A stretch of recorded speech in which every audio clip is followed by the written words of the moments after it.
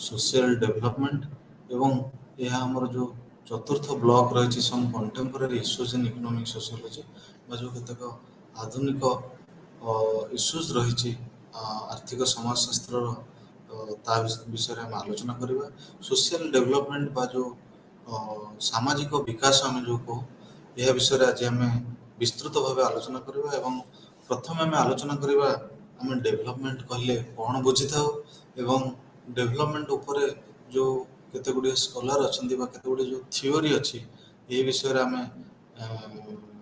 विस्तृत भाव आलोचना करवा। एवं ये जो थियोरी गुड़िक अच्छी यह को स्कॉलर माने रहिले जेभली अर्थनीतिर स्कॉलर माने रहिले किंबा आर्थिक समाजशास्त्र स्कॉलर माने रहिले किंबा हमर इतिहास स्कॉलर माने रहिले किभली से माने डेवलपमेंट को नहीं भिन्न बा जो आमर विकास को नहीं भिन्न मत उपस्थापन करते से विषय आलोचना करवा। जदि आम देखा डेवलपमेंट कहले आम कौन बुझी था यह प्रथमतः यह गोटे प्रक्रिया गोटे सामाजिक परिवर्तन प्रक्रिया बा आमर जो विकास कह जाए आम विकास कहले कौन बुझे जदि किए पचारे ताले आम कही था यह एक सामाजिक परिवर्तन प्रक्रिया जो कि जो क्वालिटेटिव एस्पेक्ट और क्वांटिटेटिव एस्पेक्ट अच्छे जो क्वालिटेटिव एस्पेक्ट और क्वांटिटेटिव एस्पेक्ट अच्छे जनकर जीवन धारा बा जीवन शैली को नहीं ये जो क्वालिटेटिव एस्पेक्ट और क्वांटिटेटिव एस्पेक्ट अच्छी एथिरे जो परिवर्तन देखा जाए था यह को आम विकास कहता ये विकास जो कॉन्सेप्ट रही है मुख्यतः भाव गोटे पॉजिटिव बा जो आमर सकारात्मक जो धारा अच्छी यह को बुझाई था। एवं जदि देखा जाए जो परिवर्तन और विकास ता भीतर जदि आम पार्थक्य देखा बहुत लोग हे तो अनेक समय देखा जाता है जे यही शब्द दुईटी को इंटरचेंजेबली बा अदल बदल कर व्यवहार करते किंतु कहवा बोले दुईटी शब्दर अर्थ भिन्न। एवं जदि आम देखा विकास और परिवर्तन परिवर्तन सब परिवर्तन नेगेटिव हो जाता है नकारात्मक होता है एवं यह अनेक समय विकास आड़ को न जाई अनेक समय विपत्ति बा जो आम पछक टाणी नहीं था। तेणु चेंज एवं जो आम डेवलपमेंट रहा जो परिवर्तन और विकास मध्य यह थिला बेसिक जो आम पार्थक्य एवं मूल पार्थक्य जहाँ कह जाए एवं सब विकास गोटे प्लान और डिजायर गोटे दिगरे एभली दिगरे विकास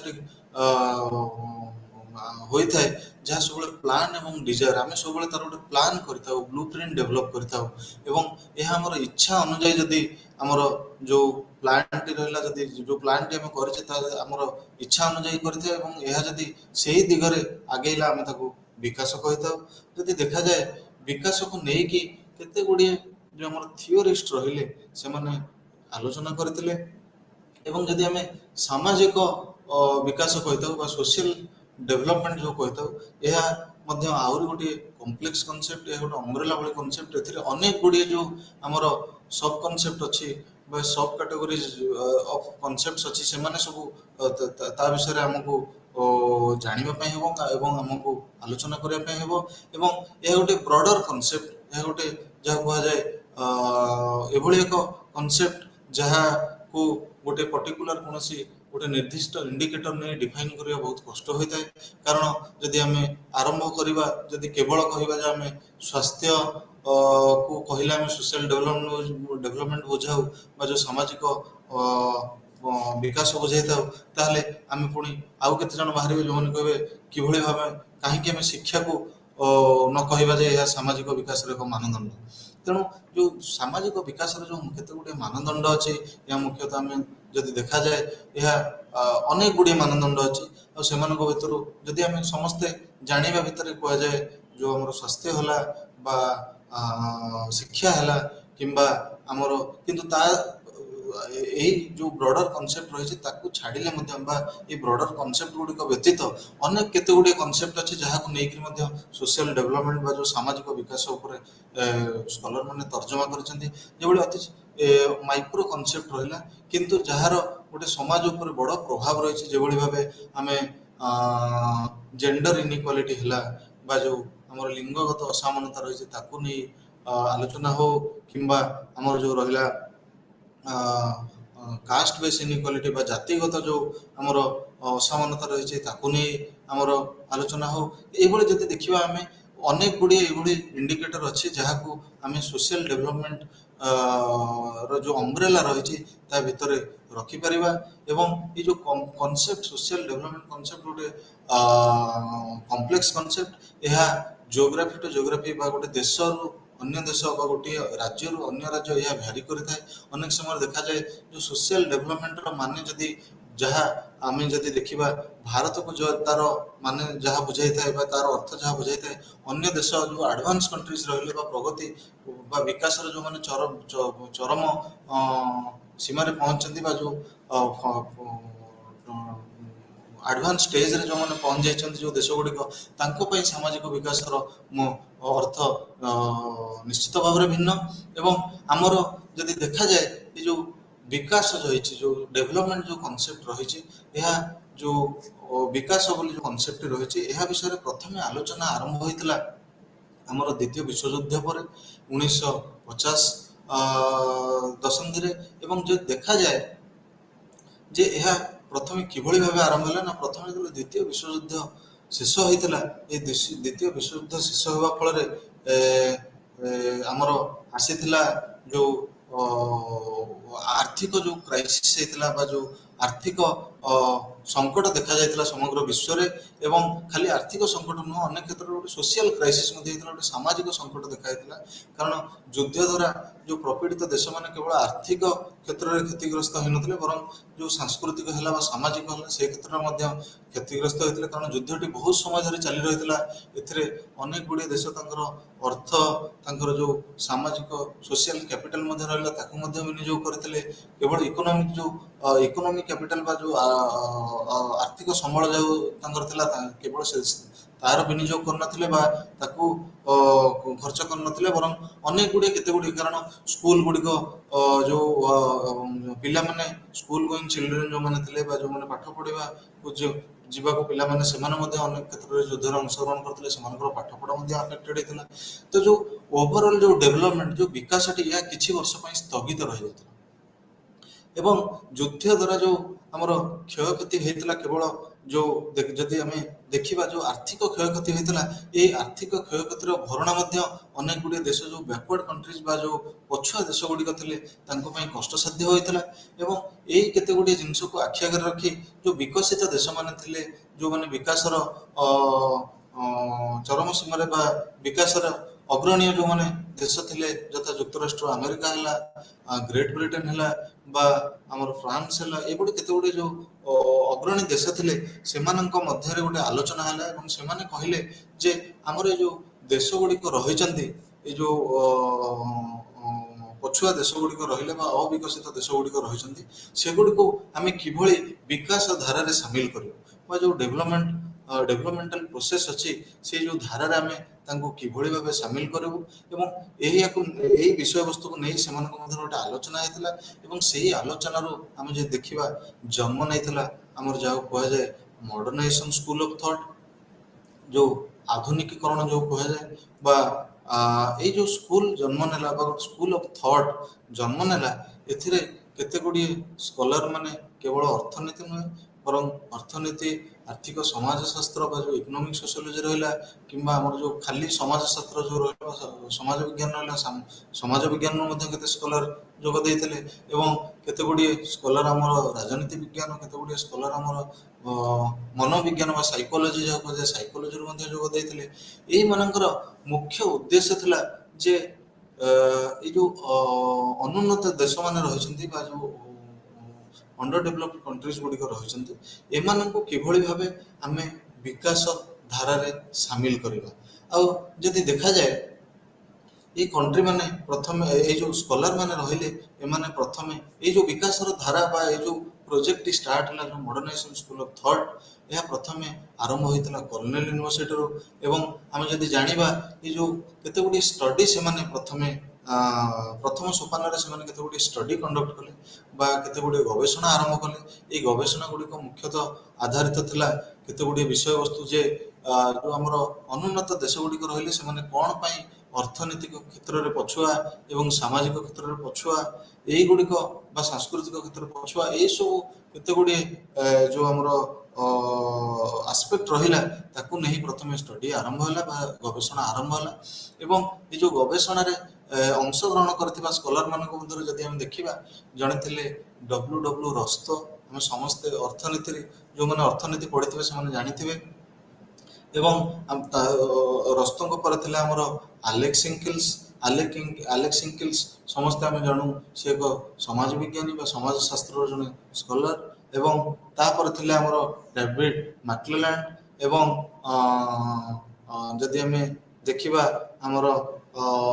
ଆହୁରି ମଧ୍ୟ ସ୍ମେଲଜର ମଧ୍ୟ ଏହା ଉପରେ ବିସ୍ତୃତ ଭାବେ ଆଲୋଚନା କରିଥିଲେ। ଏବଂ ଯଦି ଦେଖାଯାଏ ଏଇ ଯେଉଁ ସନ୍ଦର୍ଭ ଗୁଡ଼ିକ ପ୍ରକାଶିତ ହୋଇଥିଲା, ଯେଉଁ ସନ୍ଦର୍ଭ ଗୁଡ଼ିକ ବା ଯେଉଁ ଗବେଷଣା ଯେଉଁ ଆମର ଅନୁନ୍ନତ ଦେଶ ଗୁଡ଼ିକ ଉପରେ ଗବେଷଣା ହେଇ ପ୍ରକାଶିତ ହୋଇଥିଲା, ଏହାକୁ ପ୍ରକାଶିତ କରିବା ପାଇଁ ବା ପବ୍ଲିଶ କରିବା ପାଇଁ ଗୋଟିଏ ଜର୍ନାଲ ମଧ୍ୟ ଆରମ୍ଭ ହେଲା। ଏବଂ ସେ ଜର୍ନାଲ ଆଜି ପର୍ଯ୍ୟନ୍ତ ମଧ୍ୟ ଏଇ ଯେଉଁ ଆମର ବିକାଶ ସମ୍ବନ୍ଧୀୟ ଯେତେ ସବୁ ସନ୍ଦର୍ଭ ଅଛି ତାକୁ ମଧ୍ୟ ପ୍ରକାଶିତ କରୁଛନ୍ତି। ଏବଂ ଯଦି ଜାଣିବା ଏଇ ଯେଉଁ ଜର୍ନାଲଟି, ଆମେ ସମସ୍ତେ ପ୍ରାୟତଃ ଯେଉଁମାନେ ସମାଜ ବିଜ୍ଞାନର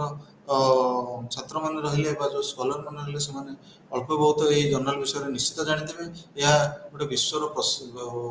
ପପୁଲାର ଜର୍ନାଲ ଯାହାକୁ କୁହାଯାଏ। ଏ ଜର୍ନାଲଟିର ନାଁ ହେଲା economic development and cultural change, ଆର୍ଥିକ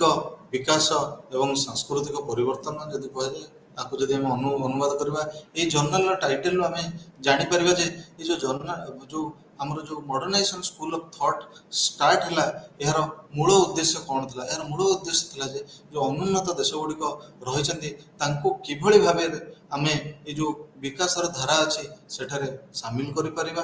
ଏଇ ଯେଉଁ ଆମେ ମଡର୍ଣ୍ଣାଇଜେସନ ଥିଓରି କହିଲେ ବା ମଡର୍ଣ୍ଣାଇଜେସନ ସ୍କୁଲ ଅଫ୍ ଥଟ୍ କହିଲେ, ପ୍ରଥମେ ଏଥିରେ ଆମେ ଆଲୋଚନା କରିବା ଯେ ମଡର୍ଣ୍ଣାଇଜେସନ କହିଲେ ଆମେ କ'ଣ ବୁଝିଥାଉ। ବହୁତ ସମୟରେ ଆମେ ଆମର ନୀତିଦିନର ଯେଉଁ ଆମର ବାର୍ତ୍ତାଳାପ ରହିଛି ବା କନଭରସେସନ ରହିଛି, ଆମେ ସେଠାରେ କହିଥାଉ ଯେ ଏ ପିଲାଟି ଦେଖିବାକୁ ମଡର୍ଣ୍ଣ, କିମ୍ବା ତାର ଯେଉଁ ମାଇଣ୍ଡ ସେଟ୍ ରହିଛି ବା ତାର ଯେଉଁ ଚିନ୍ତାଧାରା ରହିଛି ତାହା ମଡର୍ଣ୍ଣ, କିମ୍ବା ଏଇ ଯେଉଁ ଗୋଟେ ସିନେମା ଆସିଛି ଏହା ଗୋଟେ ମଡର୍ଣ୍ଣ ଟେଷ୍ଟର ସିନେମା। ଏହାର ଅର୍ଥ କହିଲେ ଆମେ କ'ଣ ବୁଝୁ? ଏହାର ଅର୍ଥ କହିଲେ ଆମେ ବୁଝୁ ଯେ ଗୋଟେ ପାଶ୍ଚାତ୍ୟ ଯେଉଁ ଆମର ଉନ୍ନତ ସଭ୍ୟତା ରହିଛି, ଯାହାକୁ ଆମେ ମୁଖ୍ୟତଃ ଭାବେ ଆମେରିକୀୟ ସଭ୍ୟତାକୁ କିମ୍ବା ଆମର ଯେଉଁ ବ୍ରିଟିଶ ସଭ୍ୟତାକୁ, ଏହାକୁ ଆମେ ମୁଖ୍ୟତଃ ଭାବରେ ଆମେ ରେଫର କରି ଏଇ ଜିନିଷ ବା ଯେଉଁ ଗୋଟେ ବ୍ୟକ୍ତି ବିଶେଷ ଜଣେ ମଡର୍ଣ୍ଣ ବ୍ୟକ୍ତି କି ନୁହେଁ, କିମ୍ବା ତାଙ୍କର କୌଣସି ଯେଉଁ ବ୍ୟବହାର ରହିଛି ତାହା ମଡର୍ଣ୍ଣ କି ନୁହେଁ ବା ଆଧୁନିକ କି ନୁହେଁ, ଏହାକୁ ମୁଖ୍ୟତଃ ଆମେ କହିଥାଉ। କିନ୍ତୁ ଯଦି ପ୍ରକୃତରେ ଦେଖିବା ମଡର୍ଣ୍ଣାଇଜେସନ ହେଲା, ଯଦି ଆମେ ଦେଖିବା ଏହା ଏକ ପ୍ରକ୍ରିୟା, ଏହା ଏକ ସାମାଜିକ ପରିବର୍ତ୍ତନର ପ୍ରକ୍ରିୟା, ଯାହାକୁ ଆମେ କହିଥାଉ ଏଠି ଯେ ପ୍ରୋସେସ୍ ଅଫ୍ ସୋସିଆଲ ଚେଞ୍ଜ ବା ସାମାଜିକ ପରିବର୍ତ୍ତନର ପ୍ରକ୍ରିୟା। ଏବଂ ଏଥିରେ ଯଦି ଦେଖାଯାଏ ଗୋଟେ ସମାଜ ପରିବର୍ତ୍ତନ ବା ପରିବର୍ତ୍ତିତ ହୋଇଥାଏ। ଏବଂ ଏ ଯେଉଁ ପରିବର୍ତ୍ତନ ଆସିଥାଏ, କେଉଁଭଳି ଭାବେ ପରିବର୍ତ୍ତନ ଆସିଥାଏ ନା, ଗୋଟେ ସମାଜ ଯାହା ଦିନେ ଟ୍ରାଡିସନାଲ ବା ପ୍ରାଚୀନ ଥିଲା ଏବଂ ଗୋଟେ ଅନଡେମୋକ୍ରାଟିକ ଏବଂ ଗୋଟେ ଅଗଣତାନ୍ତ୍ରିକ ଯେଉଁଟା ଆମେ କହୁ, ଏବଂ ଗୋଟେ ନନ୍ ସେକୁଲାର ସମାଜରୁ ପରିବର୍ତ୍ତିତ ହୋଇଥାଏ ଗୋଟିଏ ମଡର୍ଣ୍ଣ ବା ଆଧୁନିକ, ଗୋଟେ ଡେମୋକ୍ରାଟିକ ବା ଗଣତାନ୍ତ୍ରିକ ଏବଂ ଗୋଟେ ସେକୁଲାର ବା ଧର୍ମ ନିରପେକ୍ଷ ରାଷ୍ଟ୍ର ବା ସମାଜ ଭାବରେ ପରିବର୍ତ୍ତିତ ହୋଇଥାଏ। ଏବଂ ସବୁଠୁ ମୁଖ୍ୟ କଥା ହେଲା ଏଇ ଯେଉଁ ମଡର୍ଣ୍ଣ ସୋସାଇଟି ହେଲା ବା ଯେଉଁ ପରିବର୍ତ୍ତନ ହେଲା, ଏଇ ପରିବର୍ତ୍ତନରେ ଯେଉଁ ଆମର ଇନାନିମେଟ୍ ପାୱାର ସୋର୍ସେସ୍ ଅଫ୍ ପାୱାର ଯେଉଁ ରହିଛି ବା ଯେଉଁ ଯାନ୍ତ୍ରିକ ଯେଉଁ ଶକ୍ତିର ଉତ୍ସ ଗୁଡ଼ିକ ରହିଛି, ତାହାକୁ ଯଦି ଏହି ସମାଜରେ ସବୁଠୁ ଅଧିକ ଭାବରେ ବିନିଯୋଗ କରାଯାଇଥାଏ ବା ଯେଉଁ ଏକ୍ସପ୍ଲୋଇଟେସନ ଅଫ୍ ଇନାନିମେଟ୍ ସୋର୍ସ ଅଫ୍ ପାୱାର ଯେଉଁଗୁଡ଼ା ରହିଲା, ଆମେ ଯେଉଁଭଳି ଭାବେ ଇନ୍ଧନ ଶକ୍ତି କହୁ, ଏଇ ଯେଉଁ ଶକ୍ତିର ଉତ୍ସ ଗୁଡ଼ିକ ରହିଲା, ଏହାକୁ ବ୍ୟବହାର କରାଯାଇଥାଏ। ଏବଂ ଯେଉଁ ଯାନ୍ତ୍ରିକ ପ୍ରଗତି ବା ଯେଉଁ ଟେକ୍ନୋଲୋଜିକାଲ ଡେଭଲପମେଣ୍ଟ ବା ପ୍ରୋଗ୍ରେସ, ଏହା ଗୋଟିଏ ଆଡଭାନ୍ସ ଷ୍ଟେଜ ବା ଗୋଟେ ପ୍ରଗତିର ଗୋଟେ ଶେଷ ଅଂଶରେ ପହଞ୍ଚିଥାଏ। ଯଦି ଦେଖିବା ମଡର୍ଣ୍ଣାଇଜେସନ ଥିଓରି ଯେଉଁ ଆସିଲା, ଯାହା ଆମେ ପ୍ରଥମରୁ ଆଲୋଚନା କରିଥିଲେ ଯେ ଏହା କିଭଳି ଭାବେ କର୍ଣ୍ଣେଲ ୟୁନିଭର୍ସିଟିରୁ ଆରମ୍ଭ ହୋଇଥିଲା ଏବଂ ଏହାକୁ ନେଇ କିଭଳି ଭାବେ ଯେଉଁ ଷ୍ଟଡିଜ ଗୁଡ଼ିକ ଆରମ୍ଭ ହୋଇଥିଲା। ଆମେ ଯଦି ଦେଖିବା ଯେଉଁ ଏବଂ ଏ ଯେଉଁ ମଡର୍ଣ୍ଣାଇଜେସନ ସ୍କୁଲ ଅଫ୍ ଥଟ୍ ଯେଉଁ ଆରମ୍ଭ ହେଲା ବା ଯେଉଁ ସ୍କୁଲ ଆରମ୍ଭ ହେଲା, ଆଉ କେତେ ଗୁଡ଼ିଏ ମଧ୍ୟ କାରଣ ଥିଲା। ସେ କାରଣ ଗୁଡ଼ିକ ମଧ୍ୟରୁ ଗୋଟିଏ କାରଣ ହେଲା ଯେଉଁ ବିଶ୍ୱଯୁଦ୍ଧ ପରେ ମଧ୍ୟ ଯେଉଁ ଦେଶ ଗୁଡ଼ିକ ରହିଲେ, ଦ୍ୱିତୀୟ ବିଶ୍ୱଯୁଦ୍ଧ ପରେ ଯେଉଁ ଦେଶ ଗୁଡ଼ିକ ରହିଲେ ସେଠି ଦାରିଦ୍ର୍ୟ ମଧ୍ୟ ବଢ଼ି ବଢ଼ି ଚାଲିଥିଲା ଏବଂ ଦେଖାଯାଇଥିଲା ଯେ ଗୋଟେ ମୁଖ୍ୟ ବିଷୟବସ୍ତୁ ରହୁଛି ଯେଉଁଟା ଆମେ ମୁଖ୍ୟତଃ ଭାବରେ ଯେଉଁ ଆମର ସମାଜଶାସ୍ତ୍ର, ଆର୍ଥିକ ସମାଜଶାସ୍ତ୍ରର ସ୍କଲାର ମାନେ ମୁଖ୍ୟତଃ ଏଇ ବିଷୟଟିକୁ ଅଧିକ ବିସ୍ତୃତ ଭାବରେ ଆଲୋଚନା କରିଛନ୍ତି। ଯେଉଁ ଆମର ଆଇଡିଓଲୋଜିକାଲ କନଫ୍ଲିକ୍ଟ ବା ଯେଉଁ କମ୍ପିଟିସନ ରହିଲା, ଗୋଟେ କମ୍ୟୁନିଷ୍ଟ ଆମର ଯେଉଁ ଆଇଡିଓଲୋଜି ରହିଲା ଏବଂ ଅନ୍ୟ ପକ୍ଷରେ ଗୋଟେ କ୍ୟାପିଟାଲିଷ୍ଟ ଆଇଡିଓଲୋଜି ରହିଲା, ଏମାନଙ୍କ ମଧ୍ୟରେ ଗୋଟେ ପ୍ରତିଯୋଗିତା ଲାଗି ରହିଥିଲା। ଯଦିଓ ଏ ପ୍ରତିଯୋଗିତାଟି ବାହାର ଜଣକୁ ଦୃଶ୍ୟମାନ ନଥିଲା ବା ଦେଖାଯାଉନଥିଲା, କିନ୍ତୁ ଯେଉଁ ଆମର ଭିତରେ ଏଇ କମ୍ପିଟିସନଟି ଦୁଇ ଆଇଡିଓଲୋଜି ଭିତରେ ଲାଗି ରହିଥିଲା ଏବଂ ଏକ ପକ୍ଷରେ ଯେଉଁ ୟୁନାଇଟେଡ୍ ଷ୍ଟେଟ୍ସ ଅଫ୍ ଆମେରିକା ଥିଲା ଏବଂ ଅନ୍ୟ ପକ୍ଷରେ ଯେଉଁ ଆମର ଦେଶଟି ଥିଲା ସୋଭିଏତ ରଷିଆ, ସେମାନେ ଚାହୁଁଥିଲେ କିଭଳି ଭାବେ ସେଇ ସୋଭିଏତ ରଷିଆ ଗୋଟିଏ ପକ୍ଷରେ ଚାହୁଁଥିଲା କିଭଳି ଭାବରେ ତାଙ୍କର ଯେଉଁ ଡେଭଲପମେଣ୍ଟ ମଡେଲ ଅଛି ବା ତାଙ୍କର ଯେଉଁ ବିକାଶର ଯେଉଁ ମଡେଲ ଅଛି ତାକୁ ଅନ୍ୟ ଦେଶମାନେ କିଭଳି ଭାବେ ନିଅନ୍ତୁ ବା ତାକୁ ଆଡପ୍ଟ କରନ୍ତୁ। ଏବଂ ଅନ୍ୟ ପକ୍ଷରେ ଯେଉଁ କ୍ୟାପିଟାଲିଷ୍ଟ ମଡେଲ ଆମର ରହିଲା ବା ଯେଉଁ ପୁଞ୍ଜିବାଦୀ ମଡେଲ ରହିଲା, ଯାହା ଯୁକ୍ତରାଷ୍ଟ୍ର ଆମେରିକା ଦ୍ୱାରା ପ୍ରସାରିତ କରାଯାଇଥିଲା ବା ମୁଖ୍ୟତଃ ଭାବେ ଏକ୍ସପାଣ୍ଡ କରାଯାଇଥିଲା କିଛି ଦେଶମାନଙ୍କୁ, ସେଇ ଯେଉଁ ଆଇଡିଓଲୋଜି ରହିଲା ତାକୁ ମଧ୍ୟ ଯୁକ୍ତରାଷ୍ଟ୍ର ଆମେରିକା ଏବଂ ଏହାର ମିତ୍ର ଶକ୍ତିମାନେ ଚାହୁଁଥିଲେ ବା ମିତ୍ର ଦେଶମାନେ ଚାହୁଁଥିଲେ କିଭଳି ଭାବେ ଏକ୍ସପାଣ୍ଡ କରିବା ପାଇଁ। ଏଇ ଯେଉଁ ଦୁଇଟି ଦେଶର ଯେଉଁ ଦୁଇଟି ଆଇଡିଓଲୋଜିର ଯେଉଁ କନଫ୍ଲିକ୍ଟ ବା ଯେଉଁ କମ୍ପିଟେଟିଭ ସ୍ପିରିଟ୍ ଜନ୍ମ ଦେଇଥିଲା ମଡର୍ଣ୍ଣାଇଜେସନ ସ୍କୁଲକୁ। ଏବଂ ମୁଖ୍ୟତଃ ଭାବରେ ଯେଉଁ କ୍ୟାପିଟାଲିଷ୍ଟ କଣ୍ଟ୍ରି ମାନେ ରହିଲେ ବା ଯେଉଁ ଆମର ପୁଞ୍ଜିବାଦୀ ଦେଶମାନେ ରହିଲେ, ସେଇମାନେ ହିଁ ଏଇ ଯେଉଁ ଆମର ଗବେଷଣାକୁ ସବୁ ପ୍ରୋତ୍ସାହନ ଯୋଗାଇ ଦେଇଥିଲେ। ଏବଂ ଯଦି ଦେଖାଯାଏ ଯେଉଁ ପ୍ରୋତ୍ସାହିତ ରାଶି ଯେଉଁ ଇନସେଣ୍ଟିଭ ଦିଆଗଲା ବା ଯେଉଁ ପ୍ରୋଜେକ୍ଟ ଫଣ୍ଡିଙ୍ଗ ସବୁ ଦିଆଗଲା ଗବେଷଣା ଆରମ୍ଭ କରିବା ପାଇଁ, ଏହାକୁ ମୁଖ୍ୟତଃ ଭାବେ ଯେଉଁ ଆମର ଯୁକ୍ତରାଷ୍ଟ୍ର ଆମେରିକା ରହିଲା ଦେଶ, ଯୁକ୍ତରାଷ୍ଟ୍ର ଆମେରିକା ଭଳି ଦେଶମାନେ ଯୋଗାଇ ଦେଇଥିଲେ। ଏବଂ ଏବେ ଆମେ ଆଲୋଚନା କରିବା ଏଇ ଯେଉଁ ମୁଖ୍ୟତଃ ଯେଉଁ ଆଲୋଚନା ଆରମ୍ଭ ହେଲା ବା ଯେଉଁ ଗବେଷଣା ଆରମ୍ଭ ହେଲା, ଏହାର ମୁଖ୍ୟ ଉଦ୍ଦେଶ୍ୟ ବା ପ୍ରଶ୍ନ କ'ଣ ଥିଲା, ଯେଉଁ ପ୍ରଶ୍ନର ଉତ୍ତରର ସନ୍ଧାନରେ ଏଇ ଯେଉଁ ଗବେଷକମାନେ ନିଜର ଗବେଷଣା ଆରମ୍ଭ କରିଥିଲେ। ଗୋଟିଏ ହେଲା ଯେ କ'ଣ ପାଇଁ ଏ ଯେଉଁ ଗରିବ ବା ଯେଉଁ ଦାରିଦ୍ର୍ୟ ପ୍ରପୀଡ଼ିତ ଦେଶମାନେ ରହିଲେ, ସେମାନେ ଯେଉଁ ଆମର ଗୋଟେ ମଡର୍ଣ୍ଣ ବା ଯେଉଁ ଗୋଟେ ଆଧୁନିକ ସମାଜ କୁ ପରିବର୍ତ୍ତିତ ହୋଇପାରିଲେ ନାହିଁ, ବା ସେ ଯେଉଁ ସମାଜ ରହିଲା, ଯେଉଁ ସମାଜ ଯେଉଁ ଅଣ୍ଡର ଡେଭଲପଡ କଣ୍ଟ୍ରିଜ ବା ଅନୁନ୍ନତ ଦେଶର ଯେଉଁ ସମାଜ ରହିଲା, ତାହା କ'ଣ ପାଇଁ ଗୋଟେ ଯେଉଁ ଆଧୁନିକ ସମାଜରେ ପରିବର୍ତ୍ତିତ ହୋଇପାରିଲା ନାହିଁ। ଏବଂ ଦ୍ୱିତୀୟ ଉଦ୍ଦେଶ୍ୟ ଥିଲା ଯେ ଏଇ ଯେଉଁ ଗବେଷଣା ଦ୍ୱାରା ସେମାନେ ହୁଏତ ଏଭଳି କିଛି ପ୍ରଶ୍ନର ଉତ୍ତର ଜାଣି ବା କିଛି ଉତ୍ତର ପାଇପାରିବେ ବା କିଛି ଉତ୍ତର ଦେଇପାରିବେ, ଯେଉଁ ବା କିଛି ରାସ୍ତା ବାହାର କରିପାରିବେ, ଯାହାଦ୍ୱାରା ଏଇ ଯେଉଁ ଦେଶମାନଙ୍କ ଗୁଡ଼ିକୁ, ଯେଉଁ ଅନୁନ୍ନତ ଦେଶ ଗୁଡ଼ିକୁ ଉନ୍ନତିର ଯେଉଁ ଆମର କୁହନ୍ତି ସ୍ରୋତରେ ସାମିଲ କରିବେ। ଏବଂ ଏହାଦ୍ୱାରା ଆଉ ଗୋଟିଏ ଲାଭ ମଧ୍ୟ ହେବ ଯେ ସେମାନେ ଯେଉଁ କମ୍ୟୁନିଷ୍ଟ ଆଇଡିଓଲୋଜିର ଯେଉଁ ସ୍ପ୍ରେଡ ହେଉଛି ବା ଯେଉଁ ସମ୍ପ୍ରସାରଣ ହେଉଛି, ତା ଦେହରେ ଏଇ ଯେଉଁ ସେଇ ସ୍ରୋତରେ ଏଇ ଯେଉଁ ଆମର ଅନୁନ୍ନତ ଦେଶ ଗୁଡ଼ିକ କିଭଳି ଭାବେ ସାମିଲ ନ ହେବେ, ତାଙ୍କୁ ମଧ୍ୟ ସେଇ ଯେଉଁ ସେଇ ପ୍ରୋସେସରୁ ବା ସେଇ ଯେଉଁ ପ୍ରକ୍ରିୟାରୁ ଦୂରରେ ରଖିପାରିବେ। ଏବଂ ଯଦି ସେ ଆଉ ଗୋଟେ ମଧ୍ୟ କାରଣ ଥିଲା ଯେ ସେମାନେ ଜଣେଇ ଦେବା ପାଇଁ ଚାହୁଁଥିଲେ ଯେ ଯେଉଁ ଆମର ପୁଞ୍ଜିବାଦୀ ଯେଉଁ ମଡେଲ ରହିଛି, ଏହା ହିଁ କେବଳ ସେଇ ଦେଶ ଗୁଡ଼ିକୁ ଆମର ଦାରିଦ୍ର୍ୟର ସୀମାରେଖାରୁ ବାହାରକୁ ଆଣିପାରିବ। ଏବଂ ଯଦି ଦେଖାଯାଏ ଯେଉଁ ମଡର୍ଣ୍ଣାଇଜେସନ ସ୍କୁଲ ରହିଲା, ଏହା ଯଦିଓ ପ୍ରଥମେ ପ୍ରଥମେ ଧୀରେ ଧୀରେ ଏହାର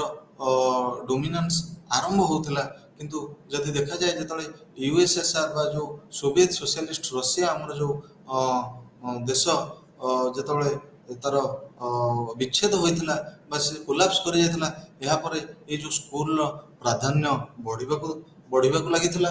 ଏବଂ ଯଦି ଦେଖାଯାଏ ପ୍ରଥମେ ଆମର ଜଣେ ଅର୍ଥନୀତିର ସ୍କଲାର ଥିଲେ ଡବ୍ଲ୍ୟୁ ରସ୍ତୋ, ଏବଂ ତାଙ୍କର ଯେଉଁ ମଡେଲଟି ଥିଲା, ଯେଉଁ ଡେଭଲପମେଣ୍ଟ ମଡେଲ, ଏହା ଲୋକମାନଙ୍କ ଦ୍ୱାରା ବା ଯେଉଁ ସମାଜ ବିଜ୍ଞାନର ଯେଉଁ ସ୍କଲାର ମାନେ ରହିଲେ ବା ଅର୍ଥନୀତି ବିଜ୍ଞାନର ଯେଉଁ ସ୍କଲାର ମାନେ ରହିଲେ ତାଙ୍କ ଦ୍ୱାରା ଆଦୃତ ହୋଇପାରିଥିଲା। ସିଏ ଯଦି ଦେଖାଯାଏ ଯେ ଆମର ସମାଜ ବିଭିନ୍ନ ଯେଉଁ ଦେଶ ଗୁଡ଼ିକ ରହିଲା ବିଶ୍ୱର, ତାକୁ ସେ ମୁଖ୍ୟତଃ ଭାବେ 5ଟି ଷ୍ଟେଜରେ ଡିଭାଇଡ୍ କରିଥିଲେ ବା 5ଟି ସୋପାନରେ ସିଏ ବିଭାଜିତ କରିଥିଲେ। ଯଦି ଦେଖାଯାଏ ଯେଉଁ ଆମର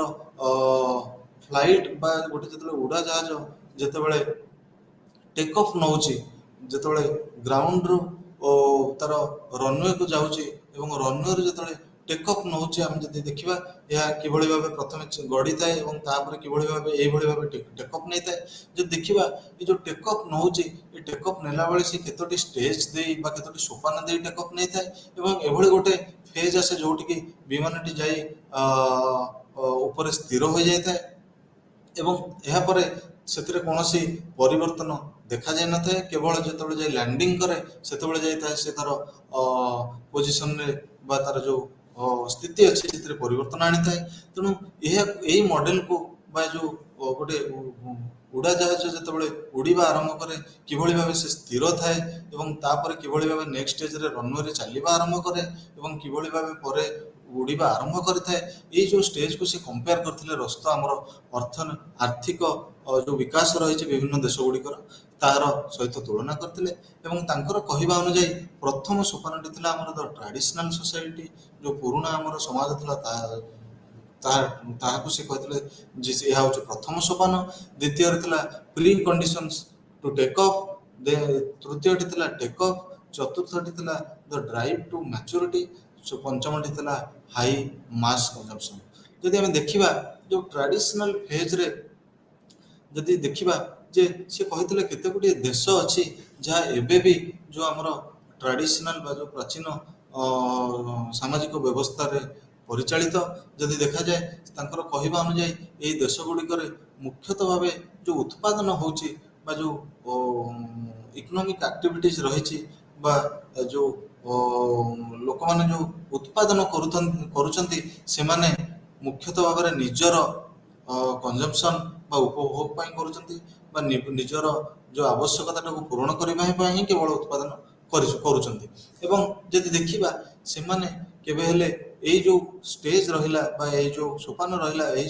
ସୋପାନରେ ଯେଉଁ ଦେଶ ଗୁଡ଼ିକ ଅଛନ୍ତି ସେମାନେ କେବେ ହେଲେ ଉତ୍ପାଦନ କରିନଥାନ୍ତି ତାଙ୍କର ଉତ୍ପାଦିତ ଦ୍ରବ୍ୟକୁ ବଜାରରେ ବିକ୍ରି କରିବା ପାଇଁ ଏବଂ ମୁଖ୍ୟତଃ ଭାବେ ଏହା ତାଙ୍କର ନିଜର ଆବଶ୍ୟକତା ଯେଉଁ ରହିଛି, ଉପଭୋଗର ଆବଶ୍ୟକତା ରହିଛି, ତାକୁ ନିଜର ଆବଶ୍ୟକତା ପାଇଁ ହିଁ ବ୍ୟବହାର କରିଥାନ୍ତି। ଏବଂ ଯଦିଓ କେବେ ବି ସେମାନେ ସେ ଯେଉଁ ଦ୍ରବ୍ୟଟିକୁ ଅନ୍ୟ କାହାକୁ ଦେଇଥାନ୍ତି, ଏହା ମୁଖ୍ୟତଃ ଗୋଟେ ଆଦାନ ପ୍ରଦାନ ବ୍ୟବସ୍ଥା ବା ଯେଉଁ ବାର୍ଟର ସିଷ୍ଟମ ଥିଲା, ଆମର ଗୋଟିଏ ଦ୍ରବ୍ୟ ଦେଇ ଅନ୍ୟ ଦ୍ରବ୍ୟଟି ଆଣିବା, ସେଇଭଳି ଭାବରେ ସେଇ ସନ୍ଦର୍ଭରେ ସେଇ ଜିନିଷଟିକୁ ବା ସେ ଯେଉଁ ବସ୍ତୁଟିକୁ ସେମାନେ ଆଦାନ ପ୍ରଦାନରେ ବ୍ୟବହାର କରୁଥିଲେ। ଏବଂ ଯଦି ଦେଖାଯାଏ ଯେଉଁ କୃଷି ଥିଲା, ଆମର କୃଷି ହିଁ ଥିଲା ମୁଖ୍ୟ ଯେଉଁ ଆମର ଉତ୍ପାଦନର ଯେଉଁ ଆମର କୁହାଯାଏ କୃଷି ଦ୍ୱାରା ହିଁ ସେମାନେ ମୁଖ୍ୟତଃ ନିଜର ଯେଉଁ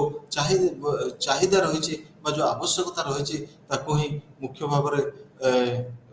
ପୂରଣ କରୁଥିଲେ। ଏବଂ ଯଦି ଦେଖାଯାଏ ଏଠି ସେମାନେ ମୁଖ୍ୟତଃ ଭାବରେ ନିଜର ଯେଉଁ ଫ୍ୟାମିଲି ଲେବର ରହିଛି ତାକୁ ହିଁ ବ୍ୟବହାର କରୁଥିଲେ। ସେମାନେ ମୁଖ୍ୟତଃ ଯେଉଁ ପରିବାରରେ ତାଙ୍କର ଯେଉଁ ଶ୍ରମିକ ପରିବାରର ଯେଉଁ ଶ୍ରମକୁ ବିନିଯୋଗ କରି ଚାଷ କରୁଥିଲେ ଏବଂ ଏଠି ଦେଖାଯାଏ ଯେ ବହୁତ କମ୍ ସଂଖ୍ୟକ ଯେଉଁମାନେ ପୁଞ୍ଜିପତି, ବହୁତ କମ୍ ସଂଖ୍ୟକ ପୁଞ୍ଜିପତି ଥିଲେ ଏବଂ ସେମାନେ କ୍ଷମା କରିବେ, ଯେଉଁ ପୁଞ୍ଜିପତି ନୁହଁ ତା ବହୁତ କମ୍ ଯେଉଁ ପରିମାଣର ଯେଉଁ ପୁଞ୍ଜି ସେମାନେ ବିନିଯୋଗ କରୁଥିଲେ। ଏବଂ ମନି ଗୋଟେ ଜିନିଷ ଯେଉଁ କୁହାଯାଏ, ଆମର ଅର୍ଥ ଯେଉଁ ଗୋଟେ ଜିନିଷ ଥିଲା ତାହା ମୁଖ୍ୟତଃ ଭାବରେ ତାହା ଯେଉଁ ଆମର ତାଙ୍କର କହିବା ଅନୁଯାୟୀ ଯେଉଁ ଆମର ଗ୍ଲୋବାଲ କରେନ୍ସି ଥିଲା ବା ଯେଉଁ ଆନ୍ତର୍ଜାତିକ ମୁଦ୍ରା ସବୁ ରହିଥିଲା ବର୍ତ୍ତମାନ ବି ଯେଉଁ ରହିଛି ଆମର ଡଲାର ହେଲା ବା ରୁପି ହେଲା ବା ଯେଉଁ ଅନ୍ୟ କେତେ ଗୁଡ଼ିଏ ଯେଉଁ ଇଏ ରହିଛି ତାଙ୍କର ଯଦି ଆମେ ଦେଖିବା କମ୍ପେୟାର କରିବା ସେଇ ଯେଉଁ ଦେଶର ମୁଦ୍ରା ଗୁଡ଼ିକ ଏବଂ ଏଇ ଯେଉଁ ଦେଶର ମୁଦ୍ରା ଗୁଡ଼ିକ ତାଙ୍କର ଅର୍ଥନୀତି ବହୁତ ଦୁର୍ବଳ ଥିଲା। ଏବଂ ଯଦି ଦେଖିବା ଆମର ଯେଉଁ ଷ୍ଟେଜ୍ 2 ଆସିଲା ବା ଯେଉଁ ଦ୍ୱିତୀୟ ସୋପାନର ଯେଉଁ କେତେ ଗୁଡ଼ିଏ ଦେଶ ରହିଥିଲେ ଏଗୁଡ଼ିକ ମୁଖ୍ୟତଃ preconditions to take up. ଏହି ଷ୍ଟେଜ୍ରେ କ'ଣ ହେଲା ନା ଯେଉଁ ଉତ୍ପାଦନ ହେଉଥିଲା ଏହା ଗୋଟେ ଟ୍ରାଞ୍ଜିସନାଲ ଷ୍ଟେଜ୍ ଥିଲା। ଗୋଟେ ଷ୍ଟେଜ୍ 1 ଆଉ ଷ୍ଟେଜ୍ 3 ଭିତରେ ଗୋଟେ ଟ୍ରାଞ୍ଜିସନାଲ ଷ୍ଟେଜ୍ ଥିଲା। ଯେଉଁ ଟ୍ରାଞ୍ଜିସନାଲ ଷ୍ଟେଜ୍କୁ ଆମର ଯେଉଁ ଯେଉଁ ପରିବର୍ତ୍ତନର ଯେଉଁ ମଝି ଅଂଶ ରହିଛି ଗୋଟିଏ ଷ୍ଟେଜ୍ରୁ ବା ଗୋଟିଏ ସୋପାନରୁ ଯେତେବେଳେ ଅନ୍ୟ ସୋପାନକୁ ଯାଉଛି ଗୋଟେ ଦେଶର ଅର୍ଥନୀତି ତାହେଲେ ସେ ଯେଉଁ ମଝି ଅଂଶଟି ରହିଲା ଏହା ହେଉଛି ଗୋଟେ ଟ୍ରାଞ୍ଜିସନାଲ ଫେଜ୍। ଏ ଯେଉଁ ଟ୍ରାଞ୍ଜିସନାଲ ଫେଜ୍ଟି ଦ୍ୱିତୀୟ ଫେଜ୍ ଯାହାକୁ କୁହାଯାଏ ବା ଦ୍ୱିତୀୟ ସୋପାନ ଥିଲା। ଏହି ସୋପାନରେ ଆମେ ଦେଖୁ ଯେ ଫ୍ଲାଇଟ୍ ଗୋଟେ ବା ଗୋଟେ ଜାହାଜ ଯେତେବେଳେ ଉଡ଼ାଣ ଆରମ୍ଭ କରିବା ପୂର୍ବରୁ ସେତେବେଳେ ରନୱେରେ ଚାଲିଥାଏ ଏହାକୁ ଆମେ ଟ୍ରାଞ୍ଜିସନାଲ ଷ୍ଟେଜ୍ କହିଥାଉ। ଏବଂ ଏହାକୁ କୁହାଯାଏ ଯେ এই ଷ୍ଟେଜ୍ରେ କ'ଣ ହୁଏ ନା ଏହି ଷ୍ଟେଜ୍ରେ ଯେଉଁ ଦେଶ ଗୁଡ଼ିକ ରହିଲେ ସେମାନେ ଯେଉଁ ଉତ୍ପାଦନ କରୁଛନ୍ତି କିଛି ସେମାନଙ୍କର ସରପ୍ଲସ୍ ବା ଅଧିକ ଉତ୍ପାଦନ ହୋଇଥାଏ ଏବଂ ସେ ଯେଉଁ ଅଧିକ ଉତ୍ପାଦିତ ଦ୍ରବ୍ୟ ବା ସରପ୍ଲସ୍ ଉତ୍ପାଦିତ ଦ୍ରବ୍ୟ ଯେଉଁ ବଳକା ଉତ୍ପାଦିତ ଦ୍ରବ୍ୟକୁ ସେମାନେ ଟ୍ରେଡିଂ ବା ଯେଉଁ ଆମର ବ୍ୟାପାରରେ ବ୍ୟବହାର କରିଥାନ୍ତି। ଏବଂ ଏଇ ଯେଉଁ ଟ୍ରେଡିଂ ଷ୍ଟାର୍ଟ ହୁଏ ବା ବେପାର ଆରମ୍ଭ ହୁଏ ଏହି ବେପାରକୁ ଅଧିକ ସୁଚାରୁ ରୂପେ ଚଳାଇବା ପାଇଁ ଏମାନେ କ'ଣ କରନ୍ତି ନା ଯେଉଁ ଲୋକମାନେ ରହିଲେ ସେମାନେ ବା ଯେଉଁ ସମାଜରେ ଗୋଟେ ଡେଭଲପମେଣ୍ଟ ଆସିଥାଏ। ଡେଭଲପମେଣ୍ଟ ମୁଖ୍ୟତଃ ଯେଉଁ ଇନଫ୍ରାଷ୍ଟ୍ରକ୍ଚର ଡେଭଲପମେଣ୍ଟ ଆମେ କହୁ ଯେଉଁ ଗମନାଗମନର ଯେଉଁ ସୁବିଧାଟିକୁ ଅଧିକ ବିକାଶ କରିବା ପାଇଁ ରାସ୍ତା ବା ଟ୍ରେନ୍ ଲାଇନ୍ ଏସବୁ ଜିନିଷ ଧୀରେ ଧୀରେ ଆରମ୍ଭ ହୋଇଥାଏ। ତେଣୁ ଏହାକୁ ନେଇ ମଧ୍ୟ ସେ କେତେ ଗୁଡ଼ିଏ ଦେଶର ଉଦାହରଣ ଦେଇଥିଲେ। ଏବଂ ଏହି ଷ୍ଟେଜ୍ରେ ଦେଖାଯାଏ ବା ଏହି ସୋପାନରେ ଦେଖାଯାଏ ଯେ ଯେଉଁ ସେଭିଂ ଆଉ ଇନଭେଷ୍ଟମେଣ୍ଟ ଗୋଟେ ସଞ୍ଚୟ କରିବା ଏବଂ ଅର୍ଥ ବିନିଯୋଗ କରିବା କୌଣସି ବ୍ୟବସାୟରେ ଏହି ସମୟରେ ଆରମ୍ଭ ହୋଇଥାଏ। ଏବଂ ଯଦି ଦେଖାଯାଏ ଏହି ଦେଶ ଗୁଡ଼ିକ କିଛି ଯେଉଁ ଦେଶ ଗୁଡ଼ିକର ଉଦାହରଣ ସେ ଦେଇଥିଲେ ସେ କହିଥିଲେ ଏହି ଦେଶ ଗୁଡ଼ିକରେ ଯେ ବର୍ତ୍ତମାନ ଦେଶର ଲୋକମାନେ ଆରମ୍ଭ କରିଛନ୍ତି ଅର୍ଥର ବିନିଯୋଗ କରିବା ଏବଂ ଏହି ସମୟରେ ଯେଉଁ ଏଣ୍ଟରପ୍ରେନ୍ୟୁର ଆମର ରହିଲେ ବା ଯେଉଁ ଉଦ୍ୟୋଗୀ ମାନେ ରହିଲେ ବା ଯେଉଁ ଉଦ୍ୟୋଗପତି ମାନେ ରହିଲେ ଏହା ଛୋଟ ଛୋଟ ଇଏରୁ ସୋପାନରୁ ସେମାନେ ତାଙ୍କର ବାଣିଜ୍ୟ ଆରମ୍ଭ କରିଥାନ୍ତି ବା ଉଦ୍ୟୋଗପତି ମାନଙ୍କର ଯେଉଁ ଆମର ସୃଷ୍ଟି ହୋଇଥାଏ। ଯଦି ଦେଖାଯାଏ ଯେ ନେକ୍ସଟ ଷ୍ଟେଜ୍ ବା ପରବର୍ତ୍ତୀ ସୋପାନ ହେଉଛି ଆମର ଷ୍ଟେଜ୍ 3 ଯାହାକୁ ଆମେ ଟେକ୍ ଅଫ୍ ଷ୍ଟେଜ୍ କହିଥାଉ। ଏହି ଷ୍ଟେଜ୍ରେ ଆମେ ଯଦି ଦେଖିବା ଯେଉଁ ଇଣ୍ଡଷ୍ଟ୍ରିଆଲାଇଜେସନ୍ ବା ଯେଉଁ ଆମର ଶିଳ୍ପର ବିକାଶ ଆସିଥାଏ। ଏବଂ ଯଦି ଦେଖାଯାଏ ଏହି ଯେଉଁ ସୋପାନରେ ବା ଏହି ସୋପାନରେ ଅବସ୍ଥିତ ଯେଉଁ ଦେଶ ଗୁଡ଼ିକ ରହିଲେ ସେଠାରେ ଯେଉଁ ଲୋକମାନେ ଦିନ ଥିଲା ଜମିରେ ଚାଷ କରୁଥିଲେ ବା କୃଷକ ହୁଅନ୍ତୁ କିମ୍ବା ଶ୍ରମିକ ହୁଅନ୍ତୁ ଯେଉଁ ଜମିରେ ଚାଷ କରୁଥିଲେ ବା ଚାଷ କାର୍ଯ୍ୟରେ ଅନ୍ୟକୁ ସାହାଯ୍ୟ କରୁଥିଲେ ବା କିମ୍ବା ନିଜର ଶ୍ରମକୁ ବିକ୍ରି କରି ନିଜର ଜୀବନ ଏବଂ ଜୀବିକା ନିର୍ବାହ କରୁଥିଲେ ସେମାନେ ଧୀରେ ଧୀରେ ଆମର ଯେଉଁ ଇଣ୍ଡଷ୍ଟ୍ରିଜ୍ ଗୁଡ଼ିକ ରହିଲା କାରଖାନା ଗୁଡ଼ିକ ରହିଲା ବା ଯେଉଁ ଫ୍ୟାକ୍ଟ୍ରି ଗୁଡ଼ିକ ରହିଲା ଏଠାରେ ଆସି ଲେବର ହୋଇ କାମ କରିବା ଆରମ୍ଭ କରିଥାଏ। କିନ୍ତୁ ଏଠାରେ ଦେଖାଗଲା ଯେ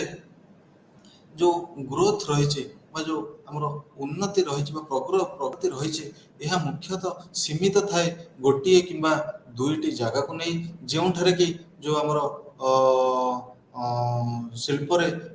ବିପୁଳ ବିକାଶ ଆସିପାରିଛି। ଯେଭଳି ଭାବେ ଆମେ ଯଦି ଓଡ଼ିଶାର ଉଦାହରଣ ନେବା ପ୍ରଥମେ ଯଦି ଆମେ ଦେଖିବା ଯେଉଁ ଶିଳ୍ପର ବିକାଶ ହୋଇଥିଲା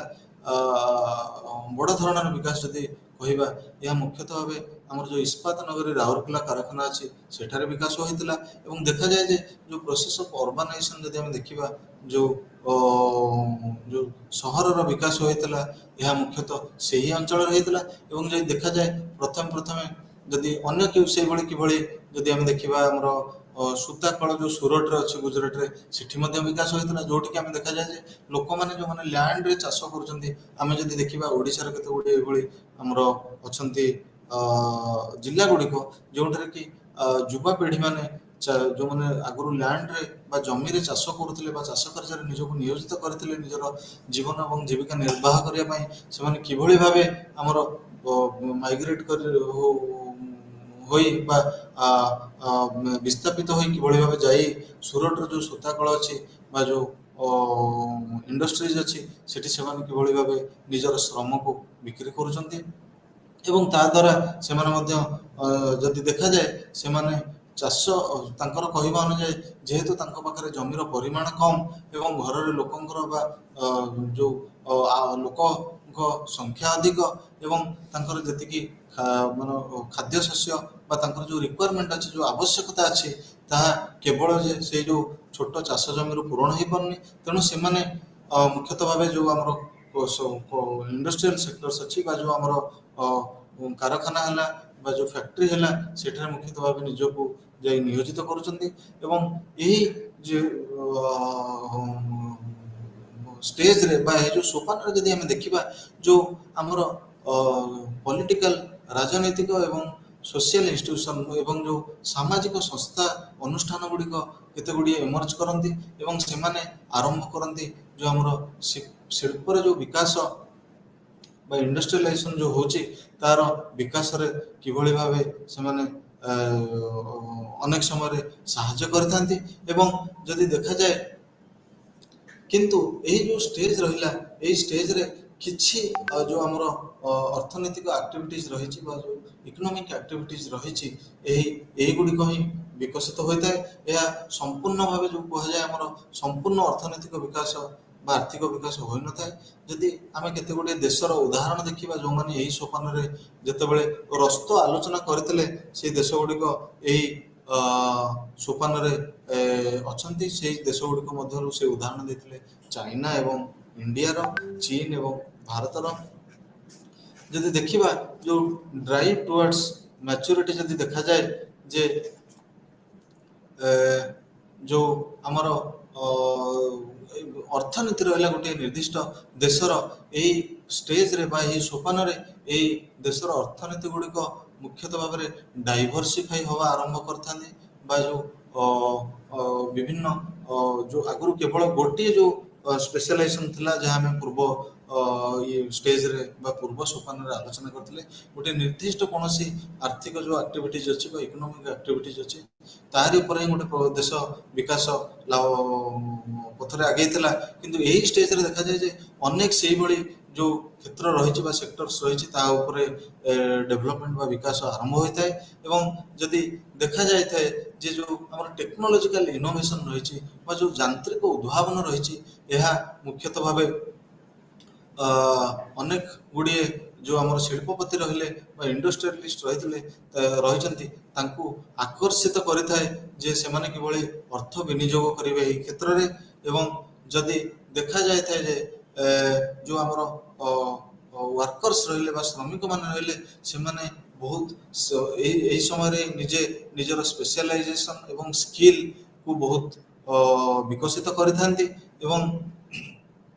ଏହା ପରବର୍ତ୍ତୀ ସୋପାନ ହେଉଛି ଷ୍ଟେଜ 5। ଏହି ଷ୍ଟେଜରେ ଦେଖାଯାଇଥାଏ ଏହି ଷ୍ଟେଜକୁ ରସ୍ତ କୁହନ୍ତି ଯେ age of high mass consumption. High mass consumption ମାନେ କଞ୍ଜମ୍ପସନର ଅର୍ଥ ହେଲା ଉପଭୋଗ। ଆମେ ସବୁ ଜାଣୁ ଗୋଟେ ଦ୍ରବ୍ୟକୁ ଆମେ ବ୍ୟବହାର କରୁ, ଯେଉଁ ଗୋଟେ ଖାଦ୍ୟ ପଦାର୍ଥ ହେଲେ ଆମେ ତାକୁ ଖାଉ କିମ୍ବା ଗୋଟେ ବସ୍ତ୍ର ହେଲେ ଆମେ ତାକୁ ପିନ୍ଧିଥାଉ କିମ୍ବା ଗୋଟେ ମୋଟର କାର ହେଲେ ଆମେ ତାକୁ ଚଲାଇଥାଉ। ତେଣୁ ଏଇ ଯେଉଁ ଉପଭୋଗ କରିଥାଉ ଯେକୌଣସି ଦ୍ରବ୍ୟକୁ ଆମେ ମୁଖ୍ୟତଃ ଭାବେ ଯେଉଁ ବ୍ୟବହାର କରିଥାଉ, ଏହି ଯେଉଁ ଷ୍ଟେଜ ଆସିଲା ବା ଏଇ ଯେଉଁ ସୋପାନ ଆସିଲା ଏଠାରେ ଦେଖାଯାଏ ଯେ ଲୋକମାନେ ବହୁତ ଏଇସବୁ ଯେଉଁ ଲୋକମାନଙ୍କର ଯେଉଁ ବ୍ୟବହାର କରିବାର ଯେଉଁ ଇଏ ରହିଛି, ଯେଉଁ ଆମେ ଯେଉଁ କହୁ ପ୍ରପୋର୍ସନ୍ ରହିଛି, ଯେଉଁ ଲୋକମାନେ ଅଧିକ କନଜ୍ୟୁମ୍ କରନ୍ତି ଅଧିକ ଉପଭୋଗ କରନ୍ତି ଏହାର ପରିମାଣ ବହୁତ ବଢ଼ିଯାଇଥାଏ। ଯଦି ଦେଖାଯାଏ ଯେ ଗୋଟେ ଫେଜ୍ ଥିଲା ଯେଉଁଠାରେ ବା ଗୋଟିଏ ଯେଉଁ ସୋପାନ ଥିଲା ଯେଉଁଠାରେ କି କିଛି ଦେଶ ଉତ୍ପାଦନଟି ଅଧିକ ଥିଲା ଏବଂ ଯେଉଁ ଆମର ଉପଭୋଗ ଅଛି ବା ଯେଉଁ କନଜମ୍ପସନ୍ ରହିଛି ଏହା କିଭଳି କମ୍ ଥିଲା, କିନ୍ତୁ ଏଇ ଯେଉଁ ଷ୍ଟେଜଟି ରହିଛି ଦେଖାଯାଏ ଯେ ଏହି ଷ୍ଟେଜରେ ଯେଉଁ ଆମର ଉପଭୋଗ କରିବାର ଯେଉଁ ଲୋକମାନଙ୍କର ଯେଉଁ ଆଗ୍ରହ ଏହା ବଢ଼ିଯାଇଥାଏ ଏବଂ ଯେଉଁ ରସ୍ତ ତାଙ୍କର ଷ୍ଟାଟିଷ୍ଟିକ୍ସ ବା ଯେଉଁ ପରିସଂଖ୍ୟାନ ଦ୍ୱାରା ଏହା ପ୍ରମାଣିତ କରିବା ପାଇଁ ଚାହିଁଥିଲେ ଯେ ଯେଉଁ କେତେ ଗୁଡ଼ିଏ ବିକଶିତ ଦେଶ ରହିଲେ ଆମର ୱେଷ୍ଟର୍ଣ୍ଣ ୟୁରୋପ ରହିଲେ बा आमर जो पश्चिम यूरोपर केते देश रहिले किंबा जो आमर यूनाइटेड स्टेट्स बा जो युक्तराष्ट्र अमेरिका रहिला किंबा आमर जो अ, उत्तर जो यूरोपर मध्य केते गुडे देश रहिला एमाने यही जो सोपान ऑलरेडी यही सोपान रे ऑलरेडी से माने पहुंची सारिचंती एवं जदि देखा जाए जे जो आमर अर्थनैतिक व्यवस्था रही जो इकोनॉमिक कंडीशन सब रही देश गुड़िक यह मुख्यतः भाव यही फेज रे जो कंज्यूमरिज्म बा जो आमर लोक मैंने जी उपभोग करवा जिनस जो आमर बजार क्रय कर जिते अधिक वस्तु बा गुड्स क्रय कर कंज्यूम करेंगे बा उपभोग करेंगे बा व्यवहार करेंगे यह द्वारा इकोनॉमी सेते बा अर्थनीति सेते सुदृढ़ हम यदि देखा जाए जे यह पर यदि आम आलोचना करवा जो आमर आउ केते गुडी स्कॉलर थिले खाली तो रस्तो एकमात्र स्कॉलर नथिले बा एकमात्र ए जो आमर मॉडर्नाइजेशन स्कूल ऑफ थॉट रही तार प्रवक्ता नथिले बरं जदि देखा जाए आम जदि देखिबा आउ केते गुडी स्कॉलर थिले सेमानक मध्यरु जणे थिले आमर एलेक्स इंकिल्स आम समस्त एलेक्स इंकिल्स को अल्प बहुत भाव जानू सी एक जो आमर अनेक गुडी पुस्तक रचना करथिले से तांको पुस्तक भितरु जदि देखिबा तांकर जो काम अछि बा तांकर जो संदर्भ रही जो मॉडर्नाइजेशन ऊपर जे देखिबा तांकर गोटे संदर्भटी प्रकाशित होइतिला जो हमर अमेरिकन जर्नल ऑफ सोशियोलॉजी रे एवं जे देखा जाए से गोटे आर्टिकल लिखिथिले से आर्टिकल रो टाइटल थिला how to make a man modern बा गोटे मनीष को किभଳି भाबे आमे आधुनिक मनीष भाबरे गढी तोड़िबा जदि देखा जाए से सेटारे केते गुडी वैशिष्ट्य कहिथिले जे कोन पई ये जो उन्नत देश गुड़िक रहा बा जो आमर डेभलप्ड नेशन गुड़िक रहा विकसित देश गुड़िक रहा सेठाकार जो लोक मैंने अच्छा से कौन पाई एते आधुनिक बा मॉडर्न एवं से कही जे केते गुडी वैशिष्ट्य कही से वैशिष्ट्य गुड़िक है जो आमर गोटे है भर जो एक्सेप्टेंस जो सबुठ मुख्य वस्तुटी है जे एक्सेप्टेंस ऑफ साइंटिफिक इनोवेशन जो आमर वैज्ञानिक जो आमर उद्भावन सब होची बा साइंटिफिक इनोवेशन होची को आमे एक्सेप्ट करबा दरकार एवं आमर जो ट्रेडिशनल कल्चर अछि जो ट्रेडिशनल आमर जो आमर पुराण जो प्राचीन जो संस्कृति अछि को आमे सब बेले विश्वास करबा उचित नुहे एवं को विश्वास कले आमे जो आधुनिकता रही ताको केबे हेले अचीव करि परिबा नै एवं को से कहितले जे जो बैकवर्ड जो अनुन्नत देश गुड़िक रही ये देश गुड़िकर जो संस्कृति रही यह मुख्यतः भाव लोक मानू जो आमर वैज्ञानिक उद्भावन रही वैज्ञानिक उद्भावन को किभଳି भाव एक्सेप्ट करने आपणा सब बेले गोटे मझे प्राचीर सृष्टि करुच्ची एवं देखा जाए जे लोक मैंने जदिओ अनेक असुविधार सम्मुखीन होउछंती तांकर कहवा अनुଯାयी जदिओ जो अनुन्नत देश गुड़िक रहिले जो पछुआ देश गुड़िक रहिले जदिओ सेमानंकर अनेक गुडी असुविधा रही एवं विज्ञान जो वैज्ञानिक प्रगति होइछि बा जो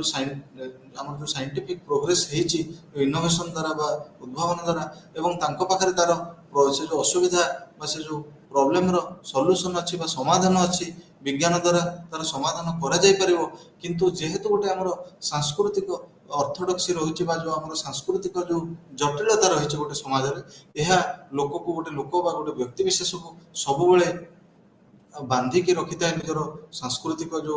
से कहते जो ब्लाइंड बिलीफ अंधविश्वास द्वारा एवं सी केबे हेले जो आमर जो वैज्ञानिक जो समाधान रही आपणाई न था तेणु एलेक्स इंकिल्स कहवा अनुଯାयी से ये जो देश गुड़िक रहिले से माने अनुन्नत एवं अविकसित तेणु तांको जदि आमे उन्नत करने चेष्टा करिबा जो केते गुटे वैशिष्ट्य रही गोटे उन्नत देशर गोटे व्यक्ति पाखे थाए से वैशिष्ट्य गुड़िक गोटे ये जो आम अनुन्नत देशर लोक मैंने रहिले तांको शिखाइबा दरकार तेणु से वैशिष्ट्य गुड़िक शिखिले ही से माने उन्नति करें यापर आमर आउ जने स्कॉलर थे जहाँ आम समस्ते जानू मैक्मिलान एवं सी कहवा अनुযাयी जे तांकर गोटे थियोरी से देते अचीवमेंट एंड मोटिवेशन जदि देखा जाए सी तांकर कहवा अनुযাयी जे जन को सब बेले ମୋଟିଭେଟ୍ କରିବା ଦରକାର, ଜଣକୁ ସବୁବେଳେ ଆମେ କହିବା ଦରକାର ଯେ ତ ଏଇ ଯୋଉ କାମଟି କଲେ ବା ଏଇ ଯୋଉ ଗୋଟେ ପଲିସି ଆଣିଲେ ଏଇ ଯୋଉ ଜିନିଷଟି ବିକାଶ ହେଇପାରିବ। ଏବଂ ଗୋଟେ ଇଣ୍ଡିଭିଜୁଆଲ ଗୋଟେ ଯୋଉ ବ୍ୟକ୍ତି ବିଶେଷ ରହିଲେ ତାକୁ ସବୁବେଳେ ଆମେ ମୋଟିଭେଟ୍ କରିବା ଦରକାର ବା ସବୁବେଳେ ତାକୁ ଆମେ ସାହସ ଦେବା ଦରକାର ଯେ ତମେ ଯଦି ଏଇ କାମଟି କରିବ ତାକୁ ଏହା ଦ୍ୱାରା ଦେଶର ବିକାଶ ହେଇପାରିବ କିମ୍ବା ତମର ବ୍ୟକ୍ତିଗତ ବିକାଶ ହେଇପାରିବ। ଏବଂ ଯଦି ବିକାଶ ଜଣେ କରୁଛି ବା ଜଣେ ନିଜର ଡେଭଲପମେଣ୍ଟ କରୁଛି ବା ନିଜେ ଯେତେବେଳେ ପ୍ରଗତି କରୁଛି ତାକୁ ମୋଟିଭେଟ୍ କରିବା ପାଇଁ ସବୁବେଳେ ଷ୍ଟେଟ୍ କିଛି ଇନସେଣ୍ଟିଭ ଦେବା ଦରକାର ବା ଆମର ଯେଉଁ ପ୍ରୋତ୍ସାହନ ରାଶି ହଉ କିମ୍ବା କୌଣସି ଆୱାର୍ଡ ହଉ ଏଗୁଡ଼ିକ ଦେବା ଦରକାର। ତା ଦ୍ୱାରା ସେ ବ୍ୟକ୍ତି ବିଶେଷ ଜଣକ ସେ ଆହୁରି ମୋଟିଭେଟ୍ ହବ ବା ପ୍ରୋତ୍ସାହିତ ହବ ବିକାଶର ଯେଉଁ ଆମର ଧାରା ଅଛି ତା ଦେହରେ ଯୋଗ ଦେବା ପାଇଁ ଏବଂ ସାମିଲ ହେବା ପାଇଁ। এইଭଳି ଭାବେ ଆହୁରି ମଧ୍ୟ କେତେ ଗୁଡ଼ିଏ ସ୍କଲାର ଅଛନ୍ତି ଯିଏ ଆମର ଏଇ ଯେଉଁ ଆଧୁନିକୀକରଣ ବା ଯେଉଁ ମଡର୍ଣ୍ଣାଇଜେସନ ଥିଓରି ରହିଛି ଏଥିରେ ନିଜର ଯୋଗଦାନ ଦେଇଛନ୍ତି ଏବଂ ଏଇ ଯେଉଁ ନିଜର ଯୋଗଦାନ ଦେଇ କିଭଳି ଭାବେ ଯେଉଁ ସ୍କୁଲ ଅଫ୍ ଥଟ୍ ରହିଛି ତାକୁ କିଭଳି ଭାବେ ବିଶ୍ୱର କୋଣ ଅନୁକୋଣରେ ତାଙ୍କର ଯେଉଁ ମନ୍ତବ୍ୟ ରହିଛି ତାଙ୍କର ଗବେଷଣା ଦ୍ୱାରା ପ୍ରକାଶିତ କରିଛନ୍ତି। ଏବଂ ଯଦି ଦେଖିବା ଯେଉଁ ଆମର ଅନ୍ୟ କେତେ ଗୁଡ଼ିଏ ସ୍କଲାର ରହିଲେ ବା ଅନ୍ୟ କେତେ ଗୁଡ଼ିଏ ଯେଉଁ ଡିସିପ୍ଲିନ୍ ଆମର ରହିଛି ବିଷୟବସ୍ତୁ ରହିଛି ତାର କେତେ ଗୁଡ଼ିଏ ସ୍କଲାର ରହିଲେ ସେମାନେ ଏଇ ଯେଉଁ ମଡର୍ଣ୍ଣାଇଜେସନ ଥିଓରି ରହିଛି ତାକୁ ସମାଲୋଚନା କରିଛନ୍ତି। ଏବଂ ସମାଲୋଚନା କରିବାର କାରଣ ହେଉଛି ଯେ ଯେଉଁ ମଡର୍ଣ୍ଣାଇଜେସନ ସ୍କୁଲ ରହିଲା ଏ ସ୍କୁଲର ସ୍କଲାର ମାନେ ବହୁତ ଏଥନୋସେଣ୍ଟ୍ରିକ ଥିଲେ। ଏଥନୋସେଣ୍ଟ୍ରିକର ଅର୍ଥ ହେଲା ଯେଉଁମାନେ ନିଜର ଯେଉଁ ସଂସ୍କୃତିକୁ ଅଧିକ ପ୍ରାଧାନ୍ୟ ଦିଅନ୍ତି ଏବଂ ସର୍ବୋପରେ ବା ସର୍ବୋଚ୍ଚ ବୋଲି ଭାବିଥାନ୍ତି ଏବଂ ଅନ୍ୟ ପାର୍ଶ୍ୱରେ ସେମାନେ ଯେଉଁ ଅନ୍ୟ ତାଙ୍କର ଅନ୍ୟ ଦେଶ ଗୁଡ଼ିକ ରହିଲା ବା ଅନ୍ୟ ଗୋଷ୍ଠୀ ରହିଲା ବା ଅନ୍ୟ ସମ୍ପ୍ରଦାୟ ରହିଲା ସେମାନଙ୍କର ଯେଉଁ ସଂସ୍କୃତି ରହିଲା ବା ଯେଉଁ କଲଚର ରହିଲା ତାଙ୍କୁ ସେମାନେ ସବୁବେଳେ ନ୍ୟୁନ ଦୃଷ୍ଟିରେ ଦେଖିଥାନ୍ତି ଏବଂ ସବୁବେଳେ ସମାଲୋଚନା କରିଥାନ୍ତି ଏବଂ ସେ ସବୁବେଳେ କହିଥାନ୍ତି ଯେ ତାଙ୍କର ଯେଉଁ ସଂସ୍କୃତି ରହିଲା ବା ଯେଉଁ ତାଙ୍କର ଭ୍ୟାଲୁଜ ରହିଲା ବା ତାଙ୍କର ଯେଉଁ କଲଚର ରହିଲା ଏହା ହିଁ ସବୁଠୁ ଉଚ୍ଚରେ ଏବଂ ଏହା ହିଁ ସବୁଠୁ ଭଲ। ଏବଂ ଯଦି ଦେଖାଯାଏ ଯେ ଯେଉଁ ସ୍କଲାର ମାନେ ରହିଲେ ଯେଉଁମାନେ ସମାଲୋଚନା କଲେ ଯେଉଁ ମଡର୍ଣ୍ଣାଇଜେସନ ସ୍କୁଲ ଅଫ୍ ଥଟ୍ର ଆଲୋଚନାକୁ ତାଙ୍କର କହିବା ଅନୁଯାୟୀ ଏ ଯେଉଁ ମଡର୍ଣ୍ଣାଇଜେସନ ସ୍କୁଲ ଅଫ୍ ଥଟ୍ର ଯେଉଁ ରହିଲେ ସ୍କଲାର ମାନେ ସେମାନେ ଯେଉଁ ଏତେ ଏଥନୋସେଣ୍ଟ୍ରିକ ଥିଲେ ବା ନିଜର କଲଚରକୁ ସେମାନେ କଲଚର ଦ୍ୱାରା ଏତେ ବାୟାସ ଥିଲେ ଯେ ସେମାନେ ଯେଉଁ ଅନ୍ୟ ଅନୁନ୍ନତ ଦେଶ ଗୁଡ଼ିକର ଯେଉଁ ସଂସ୍କୃତି ରହିଛି ବା ଯେଉଁ ପରମ୍ପରା ରହିଛି ସେ ଯେଉଁ ତାକୁ ସମାଲୋଚନା କରିଥିଲେ ଏବଂ ସେମାନେ କହିଥିଲେ ଯେ ଗୋଟିଏ ଦେଶ ଗରିବ କାରଣ ତାଙ୍କର ସଂସ୍କୃତି ଖରାପ କିମ୍ବା ଗୋଟେ ଦେଶ ଗରିବ କାରଣ ସେମାନେ ଗୋଟେ ବଡ଼ ପରିବାର ବା ଜଏଣ୍ଟ ଫ୍ୟାମିଲି ବା ଏକ୍ସଟେଣ୍ଡେଡ ଫ୍ୟାମିଲିରେ ଗୁଡ଼ାଏ ଲୋକ ରହୁଛନ୍ତି, ଅଧିକ ଖାଉଛନ୍ତି, ଅଧିକ ବ୍ୟୟ କରୁଛନ୍ତି। ଏଇଭଳି ଯେଉଁ ମନ୍ତବ୍ୟ କେତେ ଗୁଡ଼ିଏ ଦେଇଥିଲେ ସେମାନେ ତାକୁ ଖଣ୍ଡନ କରିଥିଲେ ଏବଂ ସେମାନେ ଆହୁରି ମଧ୍ୟ କହିଥିଲେ ଯେ ଯଦିଓ ସେମାନେ ଆଲୋଚନା କଲେ ଯେ ଗୋଟିଏ ଦେଶ ଉନ୍ନତ ଆଉ ଗୋଟେ ଦେଶ ଅନୁନ୍ନତ ରହିଯାଇଛି ଏବଂ ଅନୁନ୍ନତର କାରଣ ମଧ୍ୟ ଖୋଜିବା ପାଇଁ ଚେଷ୍ଟା କରିଥିଲେ କିନ୍ତୁ ସେମାନେ ଯେଉଁ ବଢ଼ୁଥିବା ଯେଉଁ ଅସମାନତା ଦେଶମାନଙ୍କ ମଧ୍ୟରେ ବଢ଼ୁଥିବା ଅସମାନତା ଯେଉଁ ଅଛି ଇନିକ୍ୱାଲିଟି ତା ଉପରେ କେବେ ହେଲେ ନିଜର ଦୃଷ୍ଟି ଦେଇନଥିଲେ। ଏବଂ ଯଦି କୁହାଯାଏ ଯେ ସବୁଠୁ ଯେଉଁ କୁହାଯାଏ ହାର୍ସ କ୍ରିଟିସିଜିମ ବା ସବୁଠୁ ବାଧିବା ଭଳି ଯେଉଁ ଆମର ସମାଲୋଚନା ଥିଲା ବା ତର୍କ ଥିଲା ଏମାନଙ୍କର ତାଙ୍କର କହିବା ଅନୁଯାୟୀ ଯେ ଏଠାରେ ଏଇ ଯେଉଁ ଥିଓରିଟି ଥିଲା ମଡର୍ଣ୍ଣାଇଜେସନ ଥିଓରି ଏହା ନ୍ୟୁଟ୍ରାଲ ନଥିଲା ବା ଅନବାୟସ ନଥିଲା ବରଂ ଏହା କେଉଁଠି ନା କେଉଁଠି ଗୋଟେ ଯେଉଁ ଆମର ପଶ୍ଚିମ ଯେଉଁ ଆମର ପୁଞ୍ଜିବାଦୀ ଚିନ୍ତାଧାରା ରହିଛି ତାକୁ ଏହା ପ୍ରମୋଟ କରୁଥିଲା। ଏବଂ ଏହାପରେ ଏଇ ଯେଉଁ ସମାଲୋଚକ ମାନେ ଥିଲେ ମୁଖ୍ୟତଃ ଭାବରେ ଏ ସମାଲୋଚକ ମାନେ ଆଉ ଗୋଟିଏ ନୂଆ ସ୍କୁଲର ଯାହାକୁ କୁହାଯାଏ ଆମେ ଫାଉଣ୍ଡେସନ ଦେଇଥିଲେ ଏବଂ ସେମାନେ ପ୍ରଥମେ ସମାଲୋଚନା କରିବା ଆରମ୍ଭ କରିଥିଲେ ମଡର୍ଣ୍ଣାଇଜେସନ ସ୍କୁଲ ଅଫ୍ ଥଟ୍ରୁ ଏବଂ ସମାଲୋଚନା କରିବା ସହିତ ସେମାନେ କିଛି ନୂଆ ଦିଗନ୍ତ ଦେଇଥିଲେ। ଏଇ ଯେଉଁ ଆମର ଡିବେଟ ବା ଯେଉଁ ଆମର ଆଲୋଚନା ଆରମ୍ଭ ହୋଇଥିଲା ଡେଭଲପମେଣ୍ଟ ବା ବିକାଶର ଧାରାକୁ ନେଇ। ଏବଂ ଯଦି ଦେଖାଯାଏ ଯେ ଏଇ ଯେଉଁ ସ୍କୁଲଟି ରହିଲା ଆଉ ଗୋଟେ ସ୍କୁଲ ଯେଉଁ ମଡର୍ଣ୍ଣାଇଜେସନ ସ୍କୁଲ ପରେ ଆସିଲା ଏବଂ ଏଇ ଯେଉଁ ସ୍କୁଲଟି ଆସିଲା, ଏହାର ନାଁ ହେଉଛି ଡିପେଣ୍ଡେନ୍ସି ସ୍କୁଲ। ଏବଂ ଡିପେଣ୍ଡେନ୍ସି ସ୍କୁଲର ଯେଉଁ ଥିଓରିଷ୍ଟ ମାନେ ଥିଲେ ବା ଯେଉଁ ଆଲୋଚକ ମାନେ ଥିଲେ, ଏମାନେ ବିସ୍ତୃତ ଭାବେ ଆଲୋଚନା କରିଥିଲେ ଯେ ଯେଉଁ ମଡର୍ଣ୍ଣାଇଜେସନ୍ ସ୍କୁଲ ଅଫ୍ ଥଟ୍ ରହିଲା, ଏହା କିଭଳି ଭାବେ ଗୋଟିଏ ଏକପାଖିଆ ଆଲୋଚନା କରିଥିଲା। ଏବଂ ଯେଉଁ ଏକପାଖିଆ ଆଲୋଚନା କରିଥିଲା, ଏହା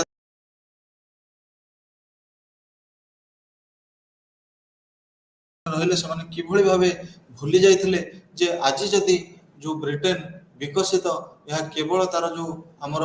ରହିଥିଲା କଲୋନିଆଲିଜିମ୍ ଦ୍ୱାରା ବିକଶିତ। ଏବଂ ଏହି ଦେଶ ଗୁଡ଼ିକ ଯେଉଁ କଲୋନାଇଜର ମାନେ ଥିଲେ ବା ଯେଉଁ ଏଇ ଯେଉଁ ଦେଶ ଗୁଡ଼ିକ ଥିଲେ, ସେମାନେ କିଭଳି ଭାବେ ଯେଉଁ ଅନୁନ୍ନତ, ଯାହାକୁ ସେମାନେ ବର୍ତ୍ତମାନ ଅନୁନ୍ନତ ଦେଶ କହୁଛନ୍ତି, ସେଇ ଅନୁନ୍ନତ ଦେଶକୁ ଲୁଣ୍ଠନ କରି ବା ସେ ଦେଶର ଯେଉଁ ଆମର ରହିଲା ନ୍ୟାଚୁରାଲ ରିସୋର୍ସେସ୍ ରହିଲା ବା ତାଙ୍କର ଯେଉଁ ଇକୋନୋମି ରହିଲା, ଯେଉଁ ଆର୍ଥିକ ପରିସ୍ଥିତି ବା ଯେଉଁ ମିନ୍ସ ଅଫ ପ୍ରଡକ୍ସନ ଯେଉଁଗୁଡ଼ିକ ରହିଥିଲା ବା ଆମର ଖଣିଜ ଜାତ ଦ୍ରବ୍ୟଠୁ ଆରମ୍ଭ କରି ମୂଲ୍ୟବାନ ଧାତୁଠୁ ଆରମ୍ଭ କରି ଏଗୁଡ଼ିକ କିଭଳି ଭାବେ ସେମାନେ ଲୁଣ୍ଠନ କରିଥିଲେ। ଏବଂ ଯେଉଁ ଦୀର୍ଘ ବର୍ଷ ଧରି ସେମାନେ ତାଙ୍କର ଯେଉଁ ଆମର କୁହାଯାଏ ଯେଉଁ ଡୋମିନେଟ୍ କରି ରଖିଥିଲେ ବା ଶୋଷଣ କରି ରଖିଥିଲେ ଏ ଯେଉଁ ଦେଶ ଗୁଡ଼ିକୁ, ଯେଉଁ ଅନୁନ୍ନତ ଦେଶ ଗୁଡ଼ିକୁ। ତେଣୁ ସେଇଥିପାଇଁ ହିଁ ଏ ଦେଶ ଗୁଡ଼ିକ ଗରିବ ହୋଇଯାଇଛନ୍ତି ବା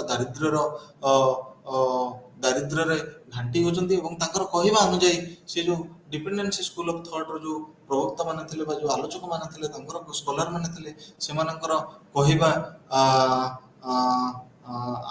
ଅନୁଯାୟୀ ଯେ ଗୋଟେ ସମୟ ଏଭଳି ଭାବରେ ଆସିଲା ଯେ ଯେଉଁ ଦେଶମାନେ ଥିଲେ ତାଙ୍କର ନିଜର ଯେଉଁ ଲୋକାଲ ରିକ୍ୱାରମେଣ୍ଟ ଅଛି ବା ଯେଉଁ ଆଞ୍ଚଳିକ ଆବଶ୍ୟକତା ରହିଛି ଲୋକମାନଙ୍କର, ତାକୁ ଛାଡ଼ି ସେମାନେ ଯେଉଁ ବିକଶିତ ଦେଶ ଗୁଡ଼ିକ ରହିଲେ ବା ଯେଉଁ କଲୋନାଇଜର ମାନେ ରହିଲେ, ତାଙ୍କ ପାଇଁ କିଭଳି ଭାବେ କଫି ପ୍ରଡକ୍ସନ ବା ଉତ୍ପାଦନ କଲେ, କିଭଳି ଭାବେ ଚା ଉତ୍ପାଦନ କଲେ, କୋକୋଆ ଉତ୍ପାଦନ କଲେ। ଏବଂ ସେମାନେ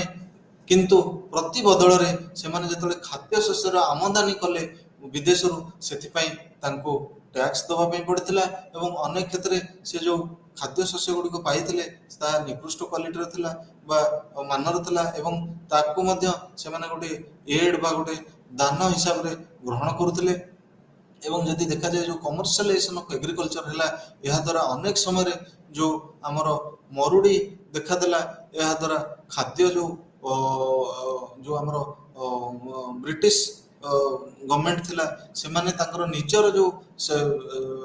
ଇଣ୍ଡଷ୍ଟ୍ରିଆଲ ରିକ୍ୱାରମେଣ୍ଟ ରହିଛି, ଯେମିତି ଆମର ତୁଳା ହେଲା କିମ୍ବା ଯାହା ଆମେ ଆଲୋଚନା କଲେ ଆଗରୁ କଫି ହେଲା କିମ୍ବା ଟି ହେଲା, ଏହାର ଯେଉଁ ଆବଶ୍ୟକତା ରହିଛି ତାକୁ ପୂରଣ କରିବା ପାଇଁ ସେମାନେ କିଭଳି ଭାବେ ଭାରତରେ ଆମର କମର୍ସିଆଲ ଏଗ୍ରିକଲଚର ବା ଯେଉଁ ବୈପାରିକ ଯେଉଁ ଆମର କୃଷିର ପ୍ରଚାର କରିଥିଲେ ଏବଂ ତା ପାଇଁ ଇନସେଣ୍ଟିଭ ଦେଇଥିଲେ। ଏହାଦ୍ୱାରା କୃଷକମାନେ ଅଧିକ ଲାଭ ଆଶାରେ ତାର ପରିଣତିକୁ ବା ଯେଉଁ ଆମର ଆର ଫ୍ୟୁଚର କନସିକ୍ୱେନ୍ସେସ୍ ରହିଛି ବା ଯେଉଁ ଆଗାମୀ ପରିଣତି କ'ଣ ହେବ ଏହାକୁ ନ ଦେଖି ନ ଜାଣି ସେ ଯେଉଁ ଲାଭଜନିତ କୃଷିରେ ନିଜକୁ ନିୟୋଜିତ କରିଥିଲେ। କିନ୍ତୁ ଏହାଦ୍ୱାରା ଆମର ଅନେକ ସମୟରେ ଦେଖାଯାଇଛି ଫୁଡ ସ୍କାର୍ସିଟି ହେଇଛି ବା ଖାଦ୍ୟ ଶସ୍ୟର ଅଭାବ ଦେଖାଦେଇଛି। ଯେଉଁ ଆମର ବେଙ୍ଗଲ ଫେମିନ୍ ହେଲା, ଏହା ତାର ଯେଉଁ ଆମର ପରିଣାମ ଥିଲା। ଐତିହାସିକ ମାନେ ସବୁବେଳେ ଆମେ ଯଦି ଦେଖିବା, ଆମର ରହିଲେ ଅନେକ ଗୁଡ଼ିଏ ଐତିହାସିକ ରହିଲେ ଯେଉଁମାନେ ଏଇ ବ୍ରିଟିଶ ଗଭର୍ଣ୍ଣମେଣ୍ଟର ଏଇ ପଲିସିକୁ ସମାଲୋଚନା କରିଛନ୍ତି। ଯଦି ଦେଖାଯାଏ ଏଇ ଯେଉଁ ଦେଶ ଗୁଡ଼ିକ, ଏଇ ଯେଉଁ ଥିଓରିଷ୍ଟ ମାନେ ରହିଲେ, ଏଜି ଫ୍ରାଙ୍କ ହୁଅନ୍ତୁ, ପଲ୍ ବାରନ ହୁଅନ୍ତୁ ବା ସମୀର ଆମିନ ହୁଅନ୍ତୁ, ଏମାନଙ୍କର କହିବା ଅନୁଯାୟୀ ଏ ଦେଶ ଗୁଡ଼ିକ ଆଜି ବିକଶିତ ନୁହନ୍ତି, କାରଣ ସେମାନେ ଦୀର୍ଘ ଦିନ ଧରି ଯେଉଁ ଆମର କଲୋନାଇଜର ରହିଲେ, ବ୍ରିଟିଶ ହୁଅନ୍ତୁ ପର୍ତ୍ତୁଗିଜ ହୁଅନ୍ତୁ, ଏମାନଙ୍କ ଦ୍ୱାରା ଶୋଷଣର ଶିକାର ହେବା ଦ୍ୱାରା ଏମାନଙ୍କର ଅର୍ଥନୈତିକ ମେରୁଦଣ୍ଡ ଭାଙ୍ଗି ଯାଇଛି। କାରଣ ଏମାନେ ଦୀର୍ଘ ଦିନ ଧରି ଶୋଷଣର ଶିକାର ହେଇଛନ୍ତି। ଏଣୁ ତାଙ୍କୁ ଯଦି ଆମେ କହିବା ଯେ ସେମାନେ ଆଜି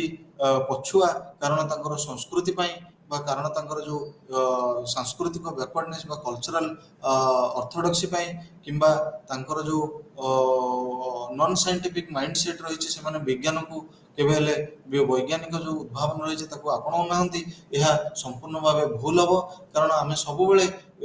ଡିପେଣ୍ଡେନ୍ସି ଥିଓରିଷ୍ଟ ମାନଙ୍କର କହିବା ଅନୁଯାୟୀ ଆମେ ସବୁବେଳେ ଗୋଟିଏ କଥା ମନେ ରଖିବା ଦରକାର ଯେ ଆମେ ଆଜି ଉନ୍ନତ ବା ଏଇ ଯେଉଁ ବିକଶିତ ଦେଶ ଗୁଡ଼ିକ କହୁଛନ୍ତି ଆମେ ଆଜି ଉନ୍ନତ, ସେ ଉନ୍ନତିର କାରଣ ତମର ଯେଉଁ ଉନ୍ନତିର ଯେଉଁ ମାର୍ଗ ତାହା ନୁହେଁ, ବରଂ ତମେ ଏଇ ଦେଶ ଗୁଡ଼ିକ ମୁଖ୍ୟତଃ ଭାବେ ଯେଉଁ ଅନୁନ୍ନତ ଦେଶ ଗୁଡ଼ିକୁ ଆର୍ଥିକ କ୍ଷେତ୍ରରେ ଶୋଷଣ କରି ସେମାନେ ନିଜେ ବିକଶିତ ହୋଇଛନ୍ତି ଏବଂ ଏହି ଦେଶ ଗୁଡ଼ିକୁ ଯେଉଁ ଆମର ଅ, ଅ, ବିକାଶର ଯେଉଁ ପଥ ରହିଥିଲା ବା ଯେଉଁ ଡେଭଲପମେଣ୍ଟ କୋର୍ସ ରହିଥିଲା ସେଠାରୁ କିଭଳି ବାହାର କରିଦେଇଛନ୍ତି। ଆଉ ଯଦି ଦେଖିବା ଯେଉଁ ଏଜି ଫ୍ରାଙ୍କର ସନ୍ଦର୍ଭଟି ଥିଲା ଡେଭଲପମେଣ୍ଟ ଅଫ୍ ଅଣ୍ଡର ଡେଭଲପମେଣ୍ଟ, ଏହା ମୁଖ୍ୟତଃ ତା ଉପରେ ଆଧାରିତ ଏବଂ ସମୀର ଆମିନଙ୍କର ଯେଉଁ କନସେପ୍ଟ ଥିଲା ଅନଇଭେନ୍ ଡେଭଲପମେଣ୍ଟ, କିଭଳି ଭାବେ ଯେଉଁ ଆମର ବିକାଶ ରହିଛି ଏହା କିଭଳି ଭାବେ ଅସମାନ ବା ଅନଇଭେନ୍, ଏହାକୁ ନେଇ ସେ ବିସ୍ତୃତ ଭାବେ ଆଲୋଚନା କରିଥିଲେ। ଏଜି ଫ୍ରାଙ୍କର ଯେଉଁ ଡେଭଲପମେଣ୍ଟ ଅଫ୍ ଅଣ୍ଡର ଡେଭଲପମେଣ୍ଟରେ ସେ କିଭଳି ଭାବେ ଯେଉଁ ସେଣ୍ଟର ଆଉ ମେଟ୍ରୋପଲିଆନ୍ ସାଟେଲାଇଟକୁ ନେଇ ଆଲୋଚନା କରିଥିଲେ ବା ଯେଉଁ ସେଣ୍ଟର ପେରିଫେରି ଏହି ବିଷୟ ନେଇ ଆଲୋଚନା କରିଥିଲେ। ଏହାପରେ ଆସିଥିଲା ଆଉ ଏକ ଥିଓରି ଯାହାକୁ ଆମେ ଜାଣୁ ୱାର୍ଲଡ ସିଷ୍ଟମ ଥିଓରି। ଯଦି ଦେଖିବା ଏହା ଉପରେ ବିସ୍ତୃତ ଭାବରେ ଆଲୋଚନା କରିଥିଲେ ଆମର ଇମାନୁଏଲ ୱାଲରଷ୍ଟାଇନ ଏବଂ ତାଙ୍କର କହିବା ଅନୁଯାୟୀ ଯେ ଯେଉଁ ଆମର ଯେଉଁ ନିର୍ଭରତା ରହିଛି ଦେଶମାନଙ୍କ ଭିତରେ, ନିର୍ଭରତା ରହିଛି, ଗୋଟେ ବିଶ୍ୱ ଭିତରେ ଅନେକ ଗୁଡ଼ିଏ ଦେଶ ଅଛନ୍ତି ଏବଂ ଯେଉଁ ପୃଥିବୀରେ ଏବଂ ଏହାର ଯେଉଁ ଅନେକ ଗୁଡ଼ିଏ ଦେଶ ରହିଛି, এই ଦେଶ ଗୁଡ଼ିକ ପରସ୍ପର ଉପରେ ନିର୍ଭରଶୀଳ। କିନ୍ତୁ ଏ ଯେଉଁ ନିର୍ଭରଶୀଳତା ରହିଛି, এই ନିର୍ଭରଶୀଳତାରେ ମଧ୍ୟ ଅସମାନତା ଏବଂ ଶୋଷଣ ଯେଉଁ ଜିନିଷ ରହିଛି ଆମର ଏକ୍ସପ୍ଲୋଟେସନ ତାହା ରହିଛି। ତେଣୁ ଏହାକୁ ସେ ବ୍ୟାଖ୍ୟା କରିବା ପାଇଁ ତିନୋଟି କାଟାଗୋରୀରେ ସବୁ ଦେଶ ଗୁଡ଼ିକୁ ବିଭାଜିତ କରିଥିଲେ। ଗୋଟେ ହେଲା ଯଦି ଆମେ ଦେଖିବା ସେ ଦେଶ ଗୁଡ଼ିକୁ ସେ ପେରିଫେରି, ସେମି ପେରିଫେରି ଏବଂ କୋର, ଏହି ତିନୋଟି କାଟାଗୋରୀରେ ଡିଭାଇଡ କରିଥିଲେ ଏବଂ ସେ କହିଥିଲେ ଯେ କିଭଳି ଦେଶ ଗୁଡ଼ିକ ଅନେକ ସମୟରେ ଗୋଟିଏ ସୋପାନରୁ ଆଉ ଗୋଟିଏ ସୋପାନକୁ ଯାଇଥାନ୍ତି ଏବଂ ପେରିଫେରିରୁ ସେମି ପେରିଫେରିକି ଯାଇଥାନ୍ତି ଏବଂ ସେମି ପେରିଫେରିରୁ କିଭଳି ଭାବେ କୋରକୁ ଯାଇଥାନ୍ତି। ଯଦି ଆମେ ଦେଖିବା ଏଇ ଯେଉଁ ଥିଓରିଷ୍ଟ ମୁଖ୍ୟତଃ ମାନେ ଥିଲେ, ଏ ଯେଉଁ ଥିଓରିଷ୍ଟ ମାନେ ଥିଲେ, ଏଇ ଥିଓରିଷ୍ଟ ମାନେ କିଭଳି ଭାବେ ଯେଉଁ ଆମର ବିକାଶ ସମ୍ପର୍କୀୟ ଯେଉଁ ଆଲୋଚନା ହୋଇଥିଲା, এই ବିକାଶ ସମ୍ପର୍କୀୟ ଆଲୋଚନାରେ କିଭଳି ଭାବେ ଯୋଗଦାନ ଦେଇଥିଲେ ଏବଂ ଯେତେ ଥିଓରିଷ୍ଟ ଆମେ ଦେଖିଛେ ମୁଖ୍ୟତଃ ଭାବେ ସେମାନେ ତାଙ୍କର ମୁଖ୍ୟ ଯେଉଁ ଦୁଇଟି ସ୍କୁଲ ଥିଲା, ଗୋଟେ ଥିଲା ଡିପେଣ୍ଡେନ୍ସି ସ୍କୁଲ ଆଉ ଗୋଟେ ଥିଲା ମଡର୍ଣ୍ଣାଇଜେସନ ସ୍କୁଲ। ଏମାନଙ୍କ ମଧ୍ୟରେ ଯେଉଁ ଆକାଡେମିକ କନଫ୍ଲିକ୍ଟ ଥିଲା ବା ଯେଉଁ ତର୍କ ଯୁକ୍ତି ତର୍କ ଯେଉଁ ହେଇଥିଲା, ଏହା ବହୁତ ଭାବରେ ବହୁତ ଇଣ୍ଟେନ୍ସ ଥିଲା। ଏହାକୁ ଯଦି ଆମେ ଦେଖିବା ଏହା ସମଗ୍ର ବିଶ୍ୱକୁ ପ୍ରଭାବିତ କରିଥିଲା ଏବଂ ଯଦି ଦେଖାଯାଏ ଏହି ଯେଉଁ ଡିବେଟ୍ ବା ଯେଉଁ ଆଲୋଚନା ଏବଂ ଯେଉଁ ମନ୍ତବ୍ୟକୁ ଗୋଟିଏ ସ୍କୁଲ ଅଫ୍ ଥଟ୍ ଆଉ ଗୋଟିଏ ସ୍କୁଲ ଅଫ୍ ଥଟ୍ର ମନ୍ତବ୍ୟକୁ ବାରମ୍ବାର ଖଣ୍ଡନ କରିବା ଏବଂ ଏଇ ଯେଉଁ ସେମାନେ ସବୁ ଯେଉଁ କଣ୍ଟ୍ରି ସ୍ପେସିଫିକ୍ କେସ୍ ଷ୍ଟଡିଜ୍ ନେଇଥିଲେ ବା ଗୋଟିଏ ନିର୍ଦ୍ଦିଷ୍ଟ ଦେଶକୁ ନେଇ ସେମାନେ ନିଜର ଗବେଷଣା କରିଥିଲେ ଏବଂ ଏଇ ଯେଉଁ ତାଙ୍କର ଯେଉଁ ରେଜଲ୍ଟ ଥିଲା ଏହା ଯାହା ଆମେ ଦେଖିଲେ ଡିପେଣ୍ଡେନ୍ସି ସ୍କୁଲକୁ କିଭଳି ଭାବେ ଡିପେଣ୍ଡେନ୍ସି ସ୍କୁଲ କିଭଳି ଭାବେ ଯେଉଁ ମଡର୍ଣ୍ଣାଇଜେସନ ସ୍କୁଲ ଅଫ୍ ଥଟ୍ ରହିଲା ତାକୁ ସମାଲୋଚନା କରିଥିଲା। କାରଣ କହିଥିଲା ଯେ ଯେଉଁ ସ୍କଲାର ମାନେ ରହିଲେ ସେମାନେ ମୁଖ୍ୟତଃ ଭାବେ ଏଥନୋସେଣ୍ଟ୍ରିକ ଥିଲେ, ସେମାନେ ନିଜର ସଂସ୍କୃତିକୁ ଅଧିକ ପ୍ରାଧାନ୍ୟ ଦେଇ ଯେଉଁ ଆମର ପଡ଼ୋଶୀ ବା ଯେଉଁ ଅନୁନ୍ନତ ଦେଶ ଗୁଡ଼ିକ ରହିଲେ ତାଙ୍କର ସଂସ୍କୃତିକୁ କିଭଳି ଭାବେ ସମାଲୋଚନା କରିଥାନ୍ତି, ଯାହା ସମ୍ପୂର୍ଣ୍ଣ ଭାବେ ଠିକ ନୁହେଁ ଏବଂ ଯେଉଁ ଆର୍ଥିକ ଆମର ବ୍ୟାକୱାର୍ଡନେସ୍ ରହିଛି ବା ଇକୋନୋମିକ ବ୍ୟାକୱାର୍ଡନେସ୍ ରହିଛି, ଏହା କିଭଳି ଭାବେ ଗୋଟେ ଆମର ଯେଉଁ ସଂସ୍କୃତି ସହିତ ଜଡ଼ିତ, ତାହାକୁ କେବଳ ଗୋଟେ ସଂସ୍କୃତିକୁ ଆମେ ବ୍ଲେମ୍ କରିବା, ଗୋଟେ ସଂସ୍କୃତିକୁ ସମାଲୋଚନା କରିବା ତାଙ୍କର ଆର୍ଥିକ ଯେଉଁ ଇକୋନୋମିକ ଅଣ୍ଡର ଡେଭଲପମେଣ୍ଟ ପାଇଁ, ଏହା ସମ୍ପୂର୍ଣ୍ଣ ଭାବେ ଭୁଲ। ତେଣୁ ଆମର ଯେଉଁ କଲୋନିଆଲିଜିମ୍ କନସେପ୍ଟକୁ ସେମାନେ ହାଇଲାଇଟ୍ କରିଥିଲେ ଏବଂ ସେମାନେ ପ୍ରାଧାନ୍ୟ ଦେଇଥିଲେ। ସେମାନେ କହିଥିଲେ ଯେ ଯେଉଁ ବ୍ରିଟିଶ ଯେଉଁ ଶୋଷଣ କରିଥିଲା ବା ଯେଉଁ ଉପନିଷେଧ ଯେଉଁ ଆମର ଯଦି ଦେଖାଯାଏ ଯେଉଁ କଲୋନିଆଲିଜିମ୍ ଦ୍ୱାରା ଯେଉଁ ଶୋଷଣ କରାଯାଇଥିଲା ତାହା ଏହି ଦେଶ ଗୁଡ଼ିକୁ ଯେଉଁ ବିକାଶର ଧାରାରୁ ବାହାର କରିଦେଇଥିଲା ଏବଂ ସେମାନେ ପଛୁଆ ହେଇଯାଇଥିଲେ। ଯଦି ଆମେ ଦେଖିବା ଯେଉଁ ଆମର ସୋସିଆଲ ଡେଭଲପମେଣ୍ଟ ରହିଛି ବା ସାମାଜିକ ବିକାଶ ରହିଛି, ଏହାକୁ ଆମେ କେଉଁଭଳି ଭାବରେ ଯେଉଁ କରାଯାଇପାରିବ ସାମାଜିକ ବିକାଶ ଏବଂ ଯେଉଁ ବିକାଶର ପ୍ରକ୍ରିୟା ରହିଛି ଏହା କିଭଳି ଭାବେ ହୋଇଥାଏ, ଯଦି ଆମେ ଦେଖିବା ମୁଖ୍ୟତଃ ଭାବରେ ଯଦି ଆମେ ଭାରତର ଉଦାହରଣ ନେବା ବା ଇଣ୍ଡିଆର ଏକ୍ଜାମ୍ପଲ ନେବା, ଆମେ ଦେଖିବା ଯେ ମୁଖ୍ୟତଃ ଭାବେ ଏହା 5 ପ୍ରକାର କରାଯାଇପାରେ। ଗୋଟିଏ ହେଉଛି ଡେଭଲପମେଣ୍ଟ ଫ୍ରମ୍ ଦ ଟପ୍, ଯାହାକୁ ଆମେ ଟପ୍ ଡାଉନ୍ ଆପ୍ରୋଚ୍ କହୁ। टॉप डाउन अप्रोच रे कौन करा जाए ना जो आमर सरकार रहिले बा किंबा कोनोसी कमिटी रहिला बा कोनोसी आमर पॉलिसी मेकर्स रहिले जो माने योजना आरंभ करथांती बा योजना जो माने तैयारी करथांती से माने मुख्यतः जो माने रहिले आमर प्लानर रहिले बा जो माने योजना तैयारी करंती से माने बसिकी तैयारी करथांती एवं सेठारे जो आमर बटम लेवल रे जो लोक माने रहिले साधारण जो जनता रहिले सेमानंकर जो अंशग्रहण होई न थाए एवं जदि देखिबा गोटे निर्दिष्ट प्लान आसिला मन करंतु पॉवर्टी एरेडिकेशन प्लान जतले प्रथम स्टार्ट हेतला हमर ताहा किभଳି भाबे गोटे टॉप डाउन अप्रोच थिला जो हमर लैंड रिफॉर्म मेजर्स आसितला ताहा किभଳି टॉप डाउन अप्रोच थिला किंतु वर्तमान जदि देखिबा अनेक क्षेत्र में तापर हमर परिवर्तन आसीची एहा परे हम जदि देखिबा हमर गोटे डेवलपमेंट फ्रॉम बॉटम जो रहिची बॉटम अप अप्रोच गोटे आसिला बॉटम अप अप्रोच रे कोन करा गला ना लोक माननकु आमे बा जो ग्रासरूट लेवल लोक माने रहिले तांकु सम्मिलित करा गला हमर जो विकासर धारा रे एवं जो प्रक्रिया रे विकासर प्रक्रिया रे मध्य सेमानकु शामिल करा गला सेमानकु जो जे कोनोसी पॉलिसी हला बा प्लान हला सेमानकु पचरा जाउतला जे तमे ए जो आमे जदि एही प्लान टा आनिबा या द्वारा कोन हमर जो अंचल बासी रहिले तांको लाभ मिलिबो किंबा कोन क्षति होबो या ऊपर आलोचना करा जाय आलोचना रे तांको शामिल करा जाय जदि हमें देखिबा जो हमर वर्तमान जो हमर जदि देखा जाय जो विस्थापन विरोधी जो आंदोलन हेतला वर्तमान नियमगिरी रे सेटर किभଳି भाबे हमर जो माननीय सुप्रीम कोर्ट रही से किभଳି भाबे कहले जे डेवलपमेंट सब बॉटम अप मॉडल फॉलो करबा उचित एवं लोक माननको पचारिबा दरकार से जो लोकालिटी रो लोक मान रहले बा से जो आंचलिक संप्रदाय रहले सेमानकर न्याहिति आमे ओपिनियन बा तांकर जो वक्तव्य रही बा तांकर जो फीडबैक रही नवा आवश्यक एवं सेमाने जदि चाहती जे तांको पई विकास ए जो कारखाना स्थापना द्वारा तांको पई विकास बा सेमाने विकसित होई परिबे किबा तांको अंचल विकास विकसित होई परिबो तेनु ताहले जाई तमे हमरो सरकार एही प्रोजेक्ट को बा ए जो कारखाना टी को स्थापना करिबारे सहायता करंतु किंतु देखा गला जे जेतेबेले लोक मानकर मंतव्य निया गला बा लोक मानकर जो फीडबैक निया गला एथरो जणा गला जे लोक माने तांकर कहिबा अनुଯାयी जे सेमानक पई विकास कहले ए जो कारखाना कल कारखाना स्थापना विकास नुहे बर से विकास मूल्य किसी अलग रही से कहले जे कल कारखाना स्थापना नक आप हुए तो जदि आमको विकसित करने चाहते ताहले आपण कहीं आमको भल एजुकेशन दौना भल हेल्थ सर्विस दौना भल जो रास्ता घाटर उन्नति कहीं करूना तेणु यही सब कथा को नहीं जिते तर्जमा है जो बॉटम डाउन अप्रोच देखा जाए जे सब बेले जो आमर कॉमन मैन रहिले जो साधारण मनुष्य रहिले जो मानक ऊपर जो प्लान आ पॉलिसीज आमर होची बा योजना होची लागू करा जिवो सेमानंकु एथरे भाग नवा पई दिया जायते आमे जे देखिबा जो नुवा पंचायत राज व्यवस्था आसला सेथरे मध्ये जो आमर ग्राम सभा रे मध्ये ए जो बॉटम अप अप्रोच द्वारा किभଳି भाबे विकास विषय रे आलोचना करा जायते एहा पर देखा जाय जो सेक्टरल डेवलपमेंट गोटे रहिला गोटे निर्दिष्ट सेक्टर बा गोटे निर्दिष्ट जो आमर